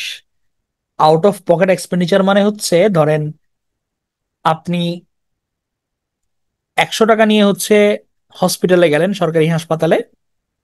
সরকারি হাসপাতাল আপনার কিছু জিনিস তো কাভার আপ করছে, হ্যাঁ, যে কিছু খরচ, সে ফ্রি ট্রিটমেন্ট অথবা কিছু ইনভেস্টিগেশন আপনি ফ্রি পাচ্ছেন। কিন্তু ম্যাক্সিমাম আপনার পকেট থেকে যায়, তাহলে এই যে পকেট থেকে যাচ্ছে, হ্যাঁ, বা আপনার পকেটের অতিরিক্ত টাকা যে বের হয়ে যাচ্ছে, এটাকে বলা হয় আউট অফ পকেট এক্সপেন্ডিচার। এখন এই আউট অফ পকেট এক্সপেন্ডিচারটা বাংলাদেশের হচ্ছে 74.3%। হ্যাঁ, অর্থাৎ আমরা যদি 100 টাকা নিয়ে যাই, তাহলে মানে 100 টাকা যদি খরচ হয়, তার মধ্যে ব্যক্তির পকেট থেকে খরচ হয় 74 টাকা 30 পয়সা। হ্যাঁ, এটা হচ্ছে আমাদের আউট অফ পকেট এক্সপেন্ডিচারের অবস্থা। এবং আমাদের বাংলাদেশ এই আউট অফ পকেট এক্সপেন্ডিচারে ওয়ার্ল্ডের মধ্যে সেকেন্ড পজিশনে আছে। হ্যাঁ, আমাদের আগে আছে শুধুমাত্র আফগানিস্তান। আফগানিস্তানের পরেই আমরা। আমরা আমাদের অধিকাংশ জনগণ নিজের পকেট থেকেই চিকিৎসা খরচ, চিকিৎসা ব্যয় হচ্ছে তারা বহন করে। কারণ আমাদের প্রপার বাজেটারি বরাদ্দ নাই, প্রপার প্ল্যানিং নাই। হ্যাঁ, এখন আমাদের প্ল্যানিং এর মধ্যে বসায় রাখছে সবগুলো আইদার নন টেকনিক্যাল মানুষজন, যদি টেকনিক্যাল মানুষজন যাদেরকে বসাইছে দু একজন, তারাও হচ্ছে কি একদম পিওরলি ক্লিনিক্যাল সায়েন্সের মানুষজন। এখানে দরকার ছিল পলিসি মেকার, পাবলিক হেলথের মানুষজনকে, মানে বিশেষ করে আমাদের মতো মানুষজনকে। হ্যাঁ, আমাদের সেক্টরের মানুষজন। তো এদেরকে না বসায় যেটা হয়েছে যে এই যে এখন অবস্থা খারাপ, ইকোনমিক্সে বসানো হচ্ছিল কিছু কিছু, সবকিছু মিলাই বেহাল দশা হয়ে যাচ্ছে আর কি অবস্থাটা। মানে এই যে দেখবেন যে চিকিৎসা ব্যয় মেটাতে গিয়ে আমরা মানে কিছুদিন পর পরে এটা সোশ্যাল মিডিয়াতে বিভিন্ন দেখবেন যে চিকিৎসা মানে হেল্প, অসুস্থ হেল্প করা, এই জিনিসটা প্রিভিলেন্সটা বাড়ছে। এটা দেখেই তো বোঝা যায় যে কি পরিমাণ আমাদের প্রাইভেটাইজেশন হচ্ছে। এবং আমাদের আরেকটা সমস্যা হচ্ছে আমাদের দেশের মধ্যে অন্যতম, যে প্রাইভেট সেক্টরের বুমিংটা। আমাদের হচ্ছে পাবলিক হেলথ সিস্টেম গড়ে না উঠে প্রচুর পরিমাণে প্রাইভেট হসপিটাল। হ্যাঁ, এটাও তো বিশ্বেতে আমরা অন্যতম শীর্ষের দিকে আছি বুমিং এর দিক থেকে। মাশরুম গ্রোথ হচ্ছে। চলেন আমরা 7 তারিখের এটা জাস্ট একবার দেখি, এখানে যদি তেমন গুরুত্বপূর্ণ কিছু নাই। আমি দেখেছি ঈদের দিনের নিউজ পেপার, এইটা হচ্ছে জাস্ট দেখেন, বাড়ছে করোনা, নতুন ধরনের প্রকোপ, টিকাদান পরিস্থিতি। প্রথম ডোজ, দ্বিতীয় ডোজ কি পরিমাণে পড়েছে। এনবি এটা ছড়াই যাচ্ছে, ভারতে যেটা ছড়াচ্ছে সেটা হচ্ছে NB 1.8.1। ICDRB অলরেডি হচ্ছে জানিয়েছে আবারও টিকার পরামর্শ। এবং বাইরে হচ্ছে যারা প্রকোপের যায়, বিশেষ করে বয়স্ক জটিল রোগে আক্রান্ত ব্যক্তির টিকা নেওয়া দরকার বলে মনে করেন ডাক্তার মুস্তাক হোসেন, আমাদের স্যার, জেপিজির শাহাবুদ্দিন খান। হুম, না এটা বলেছেন।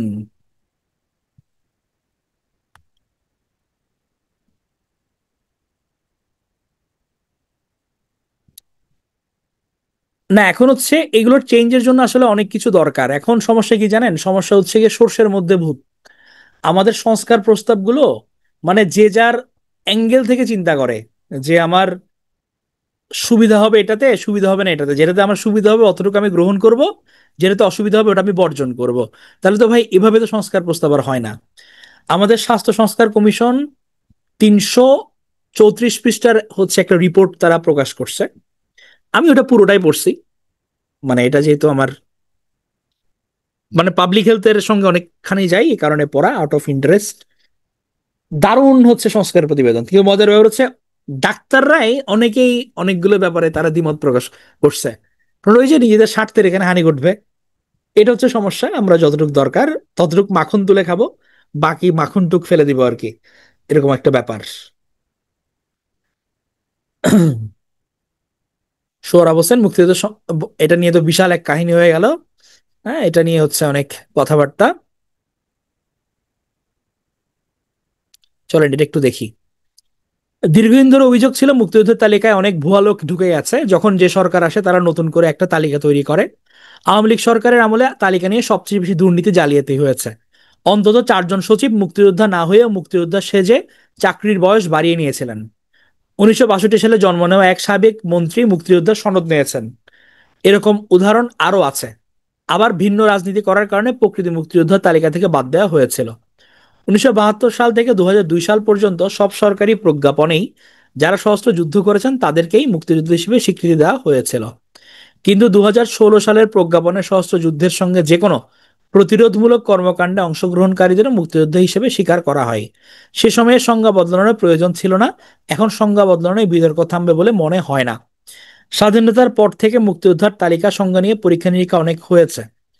3 রাতে 3 জুন রাতে বীর মুক্তিযোদ্ধা সংজ্ঞায় পরিবর্তন এনে জাতীয় মুক্তিযোদ্ধা কাউন্সিল আইন সংশোধন করে অন্তর্বর্তী সরকার। এতে বলা হয় 1971 সালে 26 মার্চ থেকে 16 ডিসেম্বর পর্যন্ত যারা দেশের ভেতরে যুদ্ধের প্রস্তুতি এবং প্রশিক্ষণ গ্রহণ করেছেন, যেসব ব্যক্তি মুক্তিযুদ্ধ অংশগ্রহণের লক্ষ্যে বাংলাদেশের সীমানা অতিক্রম করে ভারতের বিভিন্ন প্রশিক্ষণ ক্যাম্পে তাদের নাম অন্তর্ভুক্ত করেছেন এবং বাংলাদেশের মহান স্বাধীনতা অর্জনের লক্ষ্যে পাকিস্তানের বিরুদ্ধে যুদ্ধে লিপ্ত হয়ে হানাদার এবং দখলদার পাকিস্তানি সশস্ত্র বাহিনী এবং তাদের এদেশীয় সহযোগী রাজাকার আল বদর আল শামস, তৎকালীন মুসলিম জামায়াত ইসলামী, নেজাম ইসলামী, দালাল শান্তি কমিটির বিরুদ্ধে মুক্তিযুদ্ধ সংগ্রামে অংশগ্রহণ করেছেন, সব বেসামরিক নাগরিক তারা বীর মুক্তিযোদ্ধা হিসেবে অন্তর্ভুক্ত হবেন, বড় সংজ্ঞা। হ্যাঁ, হুম। এবং যারা হচ্ছে গিয়ে আপনার মুজিবনগর সরকারে যারা ছিলেন, এমএনএ যারা ছিলেন, এমপি যারা ছিলেন, গণপরিষদের সদস্য হিসেবে যারা আখ্যায়িত হয়েছেন, অর্থাৎ এমপি যারা মূলত, তারা হচ্ছে গিয়ে মুক্তিযুদ্ধের সহযোগী হিসেবে বিবেচিত হবেন, এতদিন তারা বীর মুক্তিযোদ্ধা হিসেবে বিবেচিত হতেন। টোটাল 5টা শ্রেণী নির্ধারণ করা হয়েছে মুক্তিযুদ্ধের সহযোগীদের জন্য। যেসব বাংলাদেশি পেশাজীবী মুক্তিযুদ্ধের সময় বিদেশে অবস্থানকালে মুক্তিযুদ্ধের পক্ষে বিশেষ অবদান রেখেছিলেন এবং বাংলাদেশের যেসব নাগরিক বিশ্ব জনমত গঠনে সক্রিয় ভূমিকা পালন করেছিলেন, মুজিবনগর সরকারের অধীন কর্মকর্তা যারা ছিলেন অথবা যারা মুজিবনগর সরকার নিয়োগপ্রাপ্ত বিভিন্ন চিকিৎসক, নার্স এবং অন্যান্য সহকারী যারা ছিলেন, বিভিন্ন এমএনএ এমপিএ যারা, স্বাধীন বাংলা বেতার কেন্দ্রের শিল্পীরা, সাংবাদিকরা এবং স্বাধীন বাংলা ফুটবল দল। এখন মানে যেটা ব্যাপার যে কিছু ওয়ার্ডিং হচ্ছে চেঞ্জ হয়েছে এখানে। হ্যাঁ, আগের অধ্যাদেশে স্বাধীনতা বিরোধী রাজনৈতিক দলের আগে তৎকালীন শব্দটি ছিল না। নতুন অধ্যাদেশে তৎকালীন শব্দটি যুক্ত করে বোঝানো হয়েছে ওই সব দলের তৎকালীন নেতৃত্ব এবং বর্তমান নেতৃত্ব এক নয়। অধ্যাদেশটির অস্পষ্টতা নিয়ে বিভিন্ন মহলে সমালোচনা হলে 4 জন মুক্তিযুদ্ধ বিষয়ক মন্ত্রণালয়ের উপদেষ্টা ফারুকী আজম সংবাদ সম্মেলন করে বলেছেন, মহান মুক্তিযুদ্ধের সময় 10 পড়ে এপ্রিল যাবে। গঠিত নগর সরকারের সদস্যরা বীর মুক্তিযোদ্ধা হিসেবে বিবেচিত হবেন। অন্যদিকে মুজিবনগর সরকার গঠনে যারা সহযোগিতা করেছেন তারা হবেন মুক্তিযুদ্ধের সহযোগী। 1971 সালে 17 এপ্রিল স্বাধীন বাংলাদেশের প্রথম সরকার শপথ গ্রহণ করেন। এর আগে 10 এপ্রিল সরকার গঠন করা হয়, যার রাষ্ট্রপতি ছিলেন বঙ্গবন্ধু। মুজিবনগর সরকার বলতে অন্তর্বর্তী সরকার কেবল মন্ত্রীদের বুঝিয়েছেন, কিন্তু সরকারের সর্বদলীয় উপদেষ্টা পরিষদের সদস্য যারা ছিলেন তাদের অবস্থান কি হবে সেটা স্পষ্ট করেননি। সেক্ষেত্রে মুজিবনগর সরকার এবং তার যে গণপরিষদ সদস্যদের দ্বারা নির্বাচিত হয়েছে তাদের ভিন্নভাবে দেখার সুযোগ আছে বলে মনে হয় না। মুক্তিযুদ্ধ বিষয়ক উপদেষ্টা ফারুকী আজম বিবিসি বাংলাকে বলেছেন, মুক্তিযুদ্ধ তালিকায় লক্ষাধিক ভুয়া মুক্তিযোদ্ধা রয়েছেন, তাদের বাছাই করা মুক্তিযোদ্ধা নিয়ে বিতর্ক নিরসনের জন্য সংজ্ঞায় পরিবর্তন প্রয়োজন ছিল। আবার তিনি জানিয়েছেন, রাষ্ট্রীয় সুযোগ সুবিধা পাওয়ার ক্ষেত্রে এই সংজ্ঞার পরিবর্তন কোনো সমস্যা হবে না। অর্থাৎ আগে যারা মুক্তিযোদ্ধা ছিলেন এখন মুক্তিযুদ্ধের সহযোগী হিসেবেও সেই সুযোগ সুবিধা পাবেন। তাহলে সংজ্ঞা পরিবর্তনের কি প্রয়োজন ছিল? সরকারের দায়িত্ব ছিল তালিকা থেকে ভুয়া মুক্তিযোদ্ধাদের বাদ দেওয়া। সে কাজটি তারা এখনো করতে পারেনি, বরং সংজ্ঞা পরিবর্তন করে নতুন বিতর্ক সৃষ্টি করলো। আওয়ামী লীগ সরকার যদি রাজনৈতিক উদ্দেশ্যে আগের অধ্যাদেশ জারি করে থাকে, অন্তর্বর্তী সরকারের অধ্যাদেশ পরিবর্তনেও সেই লক্ষণ পুরোপুরি আছে। লেখাটি শেষ করতে চাই লেখক গবেষক মহিউদ্দিন আহমেদের ফেসবুকে দেওয়া বক্তব্য দিয়ে। তিনি লিখেছেন, অনেক সত্যিকার মুক্তিযোদ্ধা রাষ্ট্রীয় স্বীকৃতি পাননি, আমিও তাদের একজন। আমি 71-এর 31 জুলাই অস্ত্র নিয়ে দেশে ঢুকেছিলাম, অথচ ডিসেম্বরের 16 তারিখের পরে ভারত থেকে আসা লোকেরা রাইফেল হাতে পোজ নিয়ে ছবি তুলে দিব্যি ভাতা খেয়ে বেড়াচ্ছে। তিনি আরো লেখেন, আমরা জীবনের ঝুঁকি নিয়ে প্রতিরোধ যুদ্ধ করেছি বিবেকের তাড়নায়, ব্যক্তিগত লাভালাভের জন্য নয়। যারা বেতন ভাতা পদ পদোন্নতির জন্য যুদ্ধ করে তাদের আমরা মার্সেনারি বা ভাড়াটে যোদ্ধা বলি। 54 বছর ধরে মুক্তিযুদ্ধ ব্যবসায় যথেষ্ট হয়েছে, আর নয়। সুন্দর।